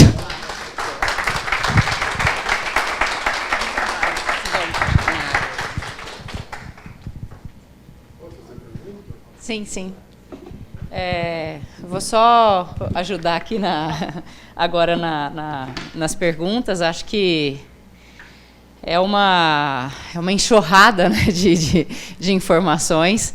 E acho que um ponto muito importante também destacar é que a Júlia não é só para fazer propaganda, né, mas é alguém que a gente está acompanhando o esforço físico, intelectual, de estar em vários lugares do país, levando informação nessa qualidade, né? A Júlia também não começou a estudar ontem, né, direito previdenciário, nas minhas contas, né, desde o primeiro ano da faculdade, né, Júlia? Porque, no fim das contas, o debate está acontecendo sem que as cartas estejam todas na mesa, né?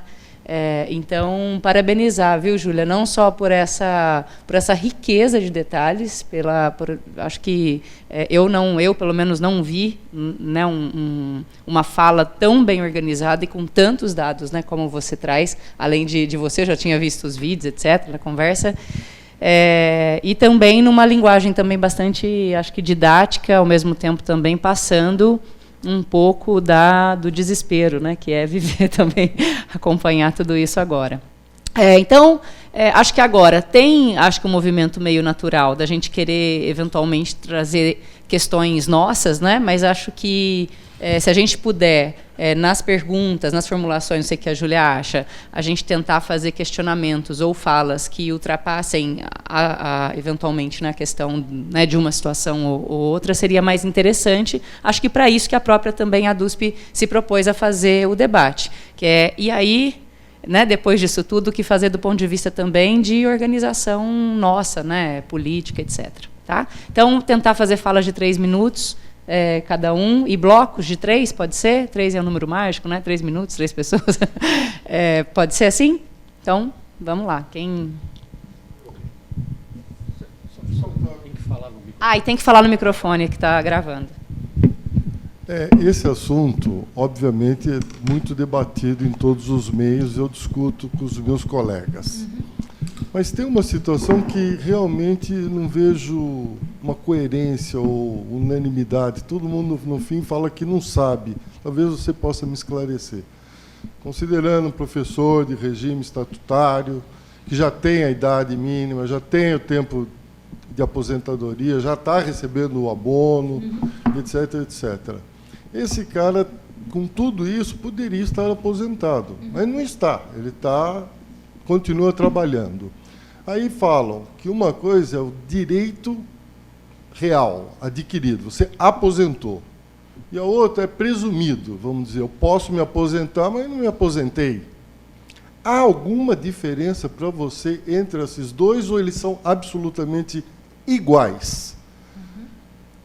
Quer dizer, não exerceu o direito. Eu posso, mas não exerci o direito. Então, essa é a primeira questão. E a segunda, que nos debates, eu não sei de onde que tiraram esse número, eu já vi ser citado que se você é docente antes de 2003, é uma coisa, que você está fora dessa brincadeira. E depois de 2003, a coisa é diferente. São basicamente, essas duas questões que eu vejo debates e que não tem um consenso de falar, é assim. Eu acho que é assim. É lógico que é assim, mas não está escrito em lugar nenhum isso aí. Se puder falar o nome também, cada um se apresentar. O nome é Francisco Veríssimo, docente da medicina. Eu sou Marta, sou da Escola de Enfermagem. Só para acrescentar o que o professor Veríssimo colocou, no sentido da data limite de 2003, né? Tem muitos colegas, é inevitável falar da gente, mas assim, que exercia o cargo público, de servidor público, não na universidade, mas antes de 2003. Né? E se fica nessa mesma condição, se isso é válido também, e se você puder falar um pouco para a gente sobre a questão da estabilidade. Né? Porque até então a gente acredita, né, que, cumprindo os requisitos e estando, né, antes de 2003, eu até fiz uma consulta para o nosso jurídico e veio algo nesse sentido, de que há paridade e de que há estabilidade.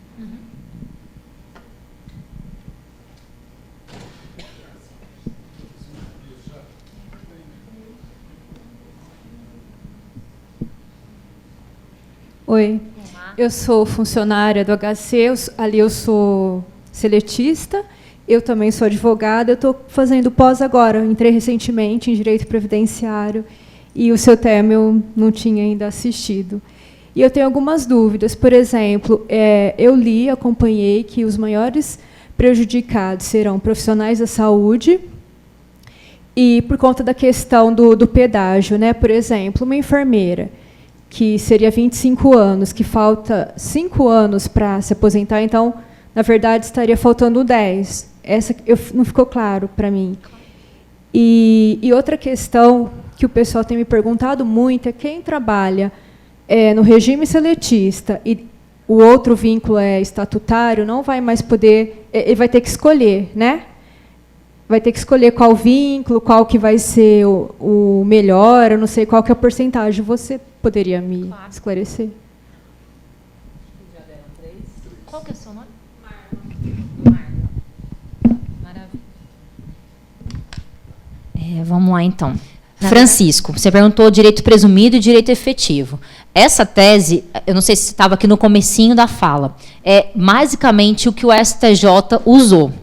Não existe, na teoria do direito, nenhuma diferenciação entre isso. Tanto que a gente sempre explica para os alunos o seguinte: se você completou os requisitos para o gozo de um direito, é como se isso ingressasse no seu patrimônio. E sendo o seu patrimônio jurídico, você dispõe dele quando você quiser. Se você tem um dinheiro na poupança e não quer gastá-los, não existe obrigatoriedade de gastar. Seria a mesma coisa a Previdência. Completados os requisitos, o direito se consolida e existe garantia constitucional lá na cláusula pétrea do artigo 5º de que isso não poderia ser alterado. O que o STJ criou? Um entendimento de que só existe direito adquirido quando você pleiteou a aposentadoria no órgão competente. Esse entendimento não passou por colegiado. O que eu quero dizer com isso? Ele não tem força de decisão de jurisprudência, que a gente chama. Ele é uma decisão pontual, de decisão assim, do STJ pontual, não é corrente predominante, não tem decisão de colegiado, não é de Câmara. São coisas pontuais. Mas existe essa linha traçada hoje. O nosso medo é que ela seja adotada como jurisprudência. Hoje não é a jurisprudência. Então, posso te dizer isso. Primeiro, existe diferença do docente de 2003 para trás? Existe. Antes de 2003 significa antes da reforma da Previdência do governo Lula, que foi a reforma que transformou o regime próprio, equalizando ele com o regime geral. Foi uma equiparação por baixo, extinguindo a paridade e a integralidade e estabelecendo teto no regime próprio. Quem é antes de 2003 tem direito à integralidade, à paridade e a uma série de outras questões que foram retiradas com a reforma da Previdência da emenda 41 de 2003. Então, essa diferença de regulamentação existe. Aproveitando para já responder a da Marta. Só que ela não é uma garantia. O que eu quero dizer com isso? É você ter completado os requisitos para se aposentar. E, sobretudo, se você está em gozo de abono de permanência, que é um indicativo adicional de que o próprio Estado reconheceu que você completou esse direito, e isso faz com que você tenha assegurado integralmente a regulamentação de antes de 2003. Porém, se você é de antes de 2003 e ainda não completou os requisitos, você entra nas regras de transição. Tá? Então, há muita gente, essa confusão que você me perguntou é muito comum. Tem muita gente acreditando que, se eu sou de antes de 2003, eu estou nas regras de transição da emenda 47 de 2005. Tem muita gente que acha que ainda está cumprindo essas regras. E aí é muito importante sua pergunta para eu esclarecer. Todas as regras de transição que estão vigentes hoje estão automaticamente canceladas pela reforma. Isso é gravíssimo, porque tem gente que faltava 6 meses para completar por aquelas regras, que já foram regras super difíceis de ser cumpridas. Então, aprovada a reforma, eu tenho que obrigatoriamente me encaixar numa daquelas 2 regras. E eu só terei direito à integralidade e à paridade se eu completar a idade mínima de 62 e 65. Isso é muito importante. Se aprovar a reforma. Agora, de novo, se você está recebendo abono, você tem uma garantia a mais. É mais fácil lutar juridicamente para preservar o seu direito, porque o próprio Estado reconheceu que você tem, uma vez que está te pagando o abono. Tá? Oi?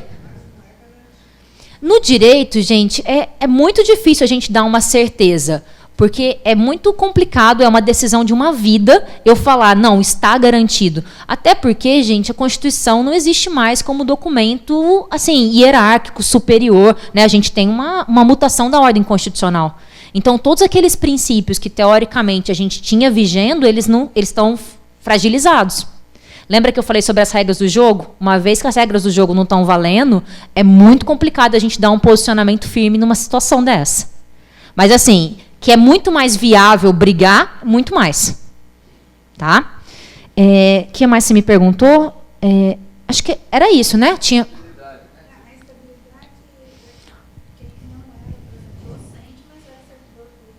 Ah, sim, por isso que eu anotei aqui. essa pergunta é ótima. Qual é o problema? Se você era do mesmo regime, porque se você, meu esposo, exemplo dele, ele era funcionário do Ministério Público do Estado de São Paulo. E ele passou no concurso da Defensoria Pública do Estado de São Paulo. O que ele fez? Ele pediu exoneração e assumiu o cargo no mesmo dia. Não teve nenhum intervalo de contribuição. Nesse caso, ele manteve o regime dele, que é anterior a 2012. Então, em tese, ele não está vinculado a FUNPRESP, não está nada disso. Tanto que ele não paga. Qual é o problema? Teve gente que teve interrupção de vínculo. E muita gente que era funcionário federal tornou estadual, ou era estadual e virou federal. Municipal e estadual. Se você mudou de regime, o que vale é a data do ingresso no novo regime. E se você está no mesmo regime, mas teve interrupção de vínculo, a regramento novo também vale. Aconteceu com muito servidor que assim, se descuidou. A pessoa passou no concurso, pediu a exoneração, foi publicada a exoneração, só que ela só tomou posse 5 dias depois. 24 horas de diferença já faz interrupção de vínculo. Tá? Então, tem que tomar muito cuidado. Inclusive, já fica a orientação. Passou num concurso, tem que ajeitar com a RH para a publicação da exoneração sair no mesmo dia da posse. Imagina. Muito obrigada. Eu agradeço a sua intervenção também. Que isso?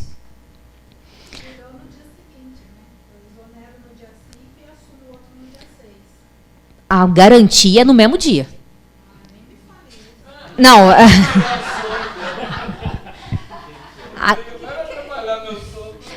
Assim, é claro que é muito mais difícil o Estado brigar nesse sentido. Mas, assim, a garantia absoluta de não reconhecimento da interrupção é o mesmo dia. É muito importante prestar atenção nisso. Tá? Não pode assumir antes, né? Não, não pode, porque senão dá vínculo simultâneo. É caótico, gente. O que mais? Marla, né? Primeiro, enfermeiro. Enfermeiro entra na categoria de aposentadoria especial. Ele tem um regramento próprio de transição, que inclusive teve uma benesse. Ele não vai ter acréscimo, ou a gente chamava de gatilho. A regra de transição dele, como as outras, ela ia mudando conforme os anos passavam. Agora ela ficou fixada. Como é que ela é? 86 pontos, sendo 25 anos de tempo mínimo especial. Como que ele vai completar o restante? A Previdência não quer saber se ele vai somar tempo comum com tempo especial, com idade, se ele vai somar 25 anos de tempo de contribuição e a idade mínima de 61, não interessa para a Previdência, mas ele obrigatoriamente tem que ter 86 pontos. Essa é a regra de transição que ficou fixada. Qual é o grande problema? A necessidade de comprovar o tempo especial. Principalmente depois que a reforma for aprovada, ficará muito mais difícil a comprovação desse tempo. Então, se não tiver o PPP, se não tiver tudo certinho, provavelmente ele não vai ter reconhecido. Homens e mulheres, não tem diferenciação de sexo. Essa também foi uma briga que as mulheres deputadas e senadoras fizeram e não conseguiram alteração. Foi fixada a regra única para homens e mulheres. Porque, assim, você sabe, enfermeira não faz trabalho doméstico. Enfermeira não tem dupla, tripla e quádrupla jornada. Então, você fixou a transição única para homens e mulheres. Aliás, isso é muito importante. Nenhuma regra diferenciada, por exemplo, aposentadoria especial, policiais, nada disso tem diferenciação entre homens e mulheres. Policiais agora que veio com o Senado. Duplo aposentadoria.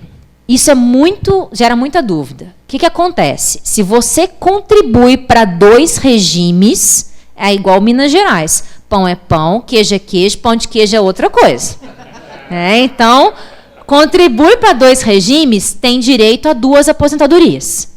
Então, você é seletista de manhã no ambulatório da prefeitura e você trabalha no HC como funcionária pública de regime próprio e contribui para os 2 regimes. Tem direito a 2 aposentadorias.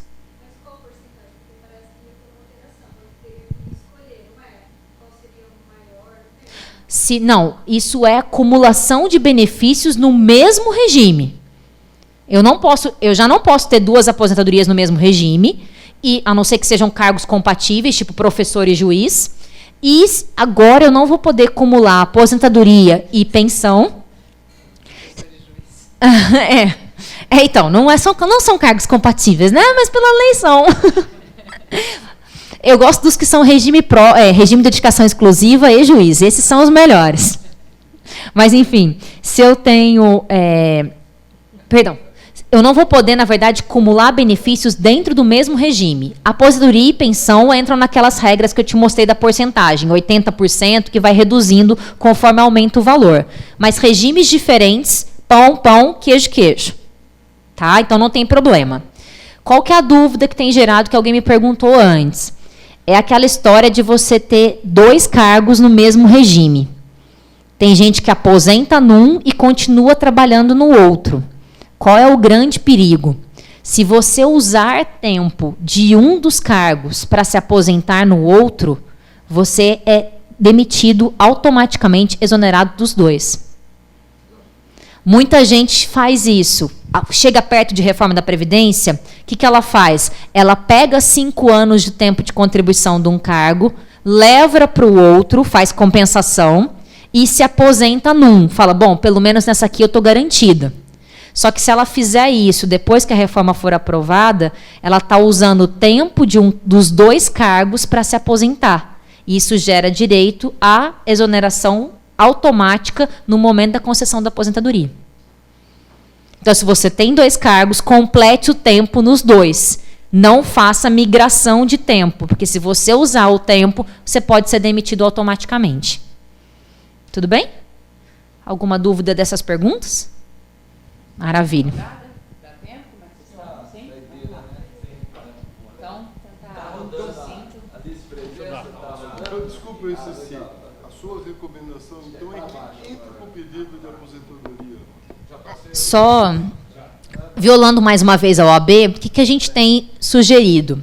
Se você tem direito adquirido, entre com o pedido e não receba a aposentadoria. Só que tome muito cuidado para fazer isso. Porque consulte um advogado, principalmente porque se você informar dados bancários e a aposentadoria cair na sua conta, é considerado aceite de aposentadoria. Então, você não pode informar nada, porque aí o próprio INSS abre uma conta para você e deposita o dinheiro lá. Se você não mexer, e principalmente, qual que é o risco disso? Hoje, o banco faz aplicação. Né? E aí o banco resolveu enfiar uma aplicação lá que você não estava nem sabendo. Até você provar que o focinho de porco não é tomada, vai um tempo. Então, existem riscos nesse sentido. Por isso que sempre tem que ser feito com um advogado. Mas a gente tem recomendado, com o acompanhamento, fazer esse processo. Só que aí o que acontece? A gente fica de olho na conta do cara. A gente olha todo dia o diário oficial. Mas aí o indivíduo não tem o recurso para ele sobreviver. É isso que você está propondo? Não, estou propondo a situação dele. Por exemplo, ele está trabalhando. Ele quer continuar trabalhando.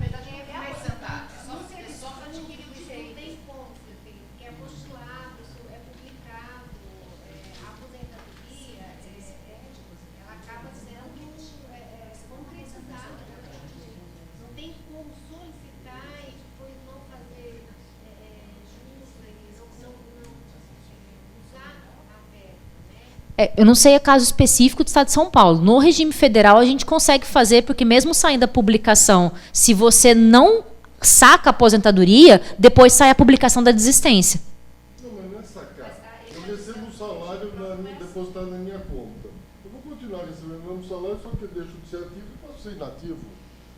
Sim, é o que eu estou falando. Gente, consulte um advogado para ver se essa estratégia é viável ou não. Eu já procurei, eles não sabem. Eles falam, não sei.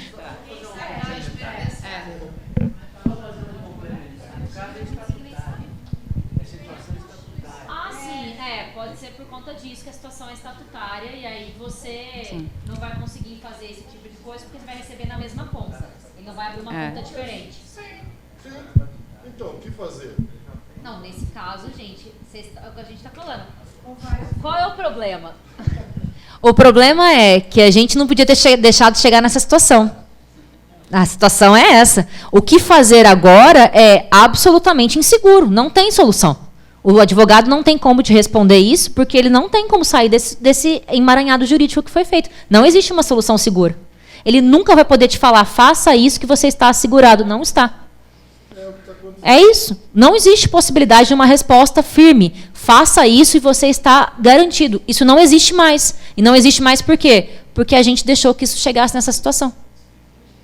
Por isso que quando a gente tinha dito que a reforma da Previdência não podia passar, por todos os fatores, era esse o principal.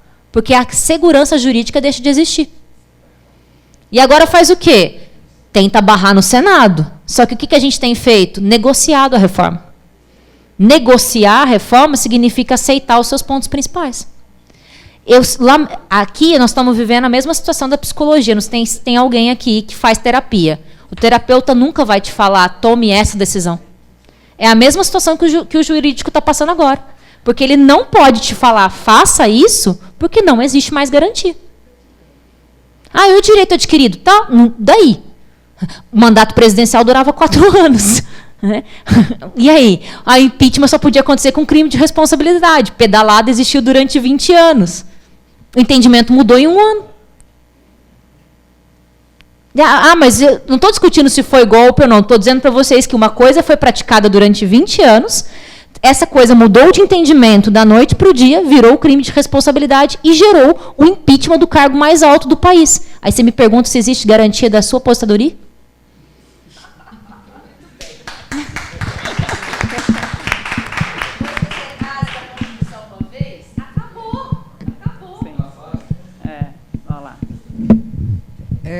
Eu queria só, diante desse cenário que você nos apresentou, que as coisas estão caminhando com os nossos legisladores com muita pressa, qual é a expectativa se a continuar essa velocidade que efetivamente vai ser aprovada e passar a valer essa reforma?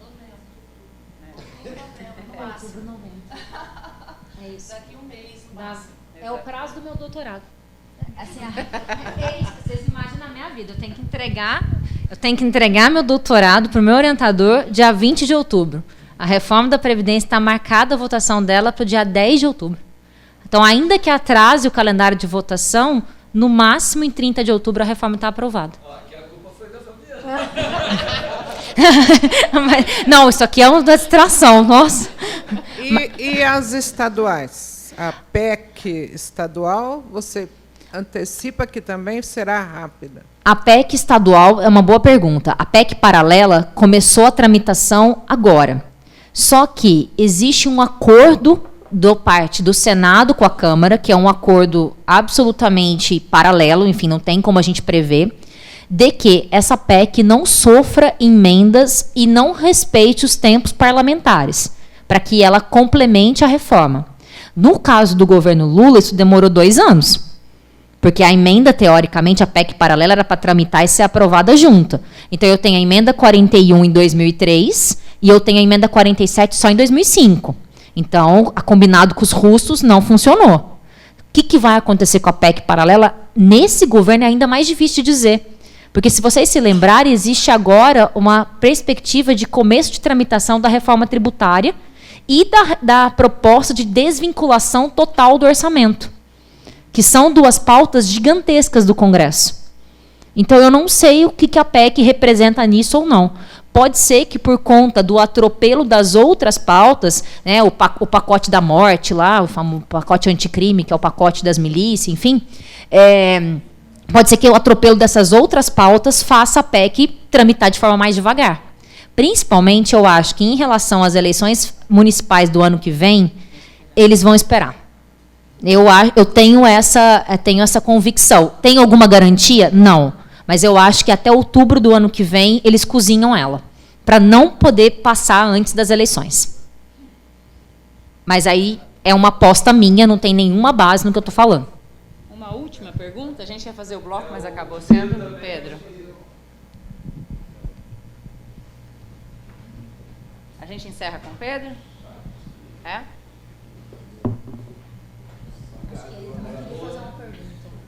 Bom, boa noite à mesa, a todos que estão aqui. Tá. Então, encerra com você. Eu queria ir um pouco na linha que a Fabiana propôs, assim. Quer dizer, esse relato que você fez foi muito impressionante. A gente já sabia de várias coisas, né? Mas quando você vai esmiuçando, quer dizer, isso é um gigantesco confisco, não é? É um confisco. É um confisco que lembra aquelas coisas da Idade Média, né? Aqueles tributos, as taxações reais, a derrama de Minas Gerais. É um negócio de uma gravidade quando você soma, hein?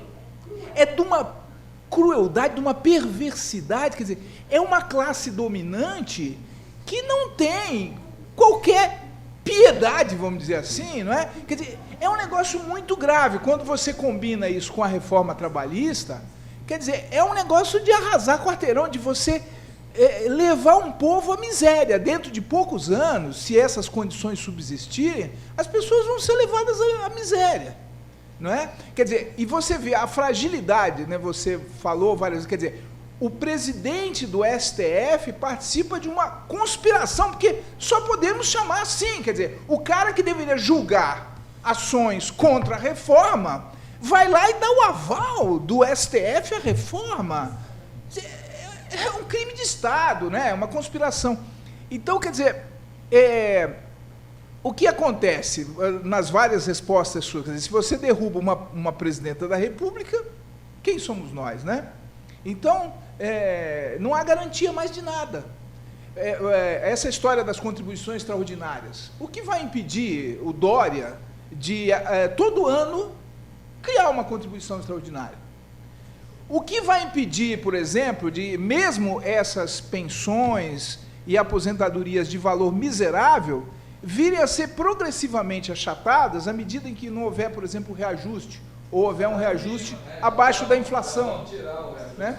Então, eu queria ouvir um comentário, né, ser um pouco mais sobre isso, quer dizer, sobre a magnitude desse troço, não é? Porque é uma reforma criminosa, não tem outra palavra, entendeu? E as pessoas, acho que, como disse o outro, para usar aquela expressão tua, né, não caiu a ficha ainda, porque esse troço é terrível, pô. Isso aí não é para não sobrar pedra sobre pedra do tecido social, né? Então era isso que eu queria. A gente encerra então com a fala do colega. Bom, é orientador, né? É orientador, então vou deixar. Boa noite. Eu sou Joel, sou funcionário aqui da universidade. A minha pergunta é do regime geral. A universidade tem há muitos anos vem contratando o pessoal como empregado público, ou seja, ligado ao regime geral. E nós tivemos aí nos últimos 5, 10 anos quase 50% aposentando e continuando a trabalhar. E a pergunta que vem muito para nós agora é a seguinte: há direito adquirido?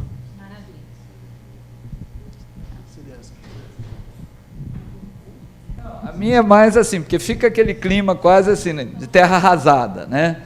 Quer dizer, ao mesmo tempo a gente sente que esse governo está fazendo tudo com muita pressa, porque sabe que também, quer dizer, a resistência, né? Quer dizer, e a própria base desse governo é uma base, acho que você mostrou bem, ela não é base, né? Ela é fisiologismo puro. Então, um pouco assim, não sei, porque é óbvio que na apresentação é mostrar a desgraça, mas também um pouco essa leitura política, né? Porque eu acho que também essa questão, acho que a Marisa trouxe também, de a hora que bate aqui no Estado também, né? Quer dizer, porque em última análise vai ter uma etapa, no caso do servidor estadual, que é bater na Assembleia Legislativa, no governador que quer ser presidente, né?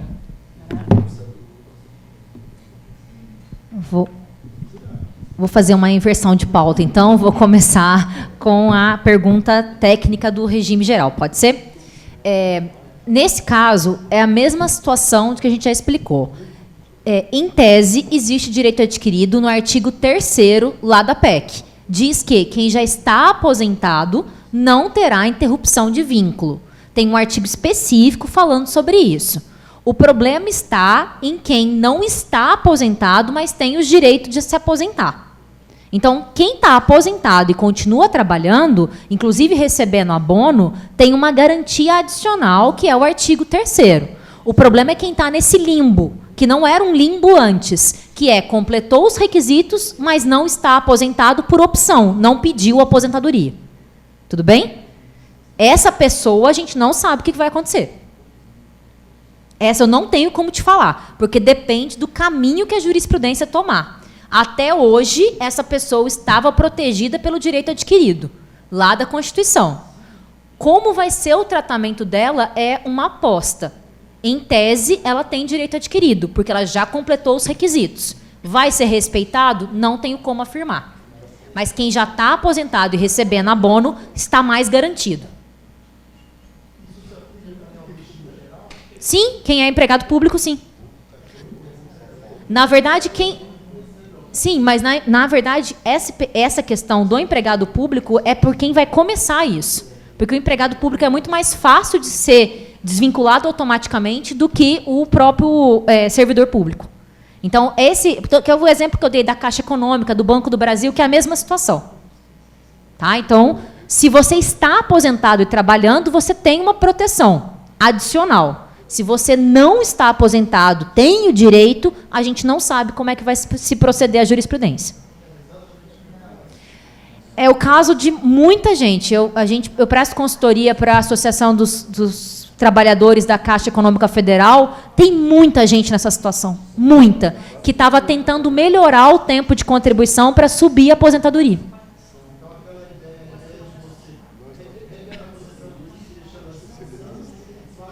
Vale sim. Vale sim. Sim, é uma situação, é uma tentativa de proteção. Tá? Isso, exatamente. É o que eu estou falando, isso tudo tem que ser feito com consultoria jurídica, porque o cara tem que acompanhar o processo. No dia que... Porque vai que você mexe na sua... Que sei lá, que deposita na tua conta e você mexe na conta no dia que a Previdência caiu. É uma coisa arriscada de se fazer. Então, tem que ser feito com muito cuidado. Bom, vamos lá. Primeira questão. Acho que aqui Pedro me deu uma oportunidade muito bacana de falar sobre a questão do capitalismo e da Previdência. A gente trata a Previdência como um direito social e como se ela fosse um mecanismo favorável à classe trabalhadora. A Previdência assegura a reprodução da força de trabalho e, historicamente, ela foi uma contratendência do que a gente chama de queda da taxa de lucro. Por que isso? Vou explicar rapidamente com dados bem interessantes. 70% dos municípios brasileiros dependem do valor pago de benefícios previdenciários para fazer girar a sua economia. O que significa que a Previdência é um mecanismo que assegura a circulação capitalista. Porque não adianta você produzir mercadoria se você não vende mercadoria. E se você não vende mercadoria, você não realiza o que o Marx chama de mais-valia. E sem mais-valia não tem remuneração do capital financeiro. Só que qual é o problema disso? O problema é que o Brasil se tornou o que a Leda Paulani chama de plataforma internacional de valorização do capital financeiro. Nós não temos mais nenhuma preocupação com a reprodução do capital produtivo aqui dentro. O processo de desindustrialização, a menor participação da indústria no PIB brasileiro, a demissão de empregados de fábrica e o crescimento do mercado de varejo são alguns dos sintomas disso. Só que sem a Previdência, que hoje é um mecanismo que assegura minimamente a realização da mais-valia aqui, não existe possibilidade do Estado coletar fundo público para remunerar os títulos da dívida, que é o interesse do capital financeiro. Então, a gente está vivendo, na verdade, uma situação de... O que o Paulo Guedes diz todos os dias, que se a reforma da Previdência não for aprovada, o Brasil quebra, na verdade é o contrário. Se a reforma da Previdência for aprovada, o Brasil quebra. Capitalisticamente falando. Não há nenhum projeto... Estou falando dentro das categorias absolutamente capitalistas. A Previdência não é garantia de bem-estar do trabalhador e nunca foi. A gente não pode falar em bem-estar quando a média salarial é de R$ 1.300 o benefício pago pelo regime geral. E isso você não precisa acreditar em mim. O Paulo Guedes chama de rico quem se aposenta por tempo de contribuição. E ele especifica na página 44 da PEC, que a média salarial da aposentadoria por tempo de contribuição é de 2.252. E ele chama de pobre quem se aposenta por idade. E a média de quem se aposenta por idade é R$ 1.391. A diferença entre pobres e ricos na Previdência é de 1.000 conto. Eu queria que a realidade brasileira, a diferença entre pobres e ricos fosse de R$ 1.000. A Previdência é um mecanismo de garantia de sobrevivência de quem consome. Porque quem recebe benefício previdenciário não poupa dinheiro. Não é para se capitalizar, não tem poupança, não tem fundo de investimento. Previdência realiza força de trabalho, é o que paga. Inclusive, a gente tem várias pesquisas do serviço social do idoso como arrimo de família, porque é a única renda segura do núcleo social. Então, assim, se eu fosse um capitalista, eu estaria desesperado com esse projeto. O problema é que o capital não pensa coletivamente, pensa individualmente. E a gente não tem mais essa pureza do capital produtivo e do capital financeiro. As nossas empresas estão absolutamente permeadas por capitais financeiros. Se elas não vão ganhar vendendo produtos, elas vão ganhar com especulação na bolsa. E os próprios administradores dessas empresas são os fundos de pensão que estão interessados na reforma. Então, eu fiz essa bagunça toda e, no final, o que eu vou fazer? Porque eu não tenho mais valia para dividir. Essa é uma preocupação central. Da onde vai sair o dinheiro para dividir? Acho que isso é importantíssimo. E lembra disso, a gente já está tendo um problema seríssimo, porque com a reestruturação do Banco do Brasil para a privatização, eu fechei muitas agências. E eu fechei agências em cidades pequenas, sobretudo no Norte e no Nordeste.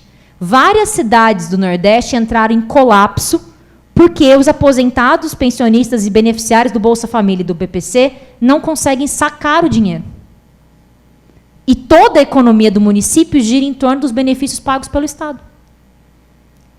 Pensa nisso em São Paulo, porque São Paulo é uma das cidades em que o que se paga em benefício previdenciário é superior à arrecadação municipal. São Paulo. Já imaginou a periferia de São Paulo em colapso? É o que espera a gente. Questão de leitura política. Eu acho que a gente ainda vive um assombro e uma sensação de perdidos. Assim. A gente está batendo cabeça, tentando entender o que está acontecendo, e existe uma divisão que sempre existiu, né, principalmente dentro dos campos progressistas e de esquerda, e essa divisão se acentua quando eu tenho uma situação tão grave de usurpação do poder e tudo mais. É muito mais difícil manter pautas minimamente nessa situação do que numa situação de democracia, eu acho. Porque até onde você está disposto a ceder dentro do campo da sua ideologia é algo sempre complicado dentro da esquerda. Eu acho que, na verdade, as mobilizações que a gente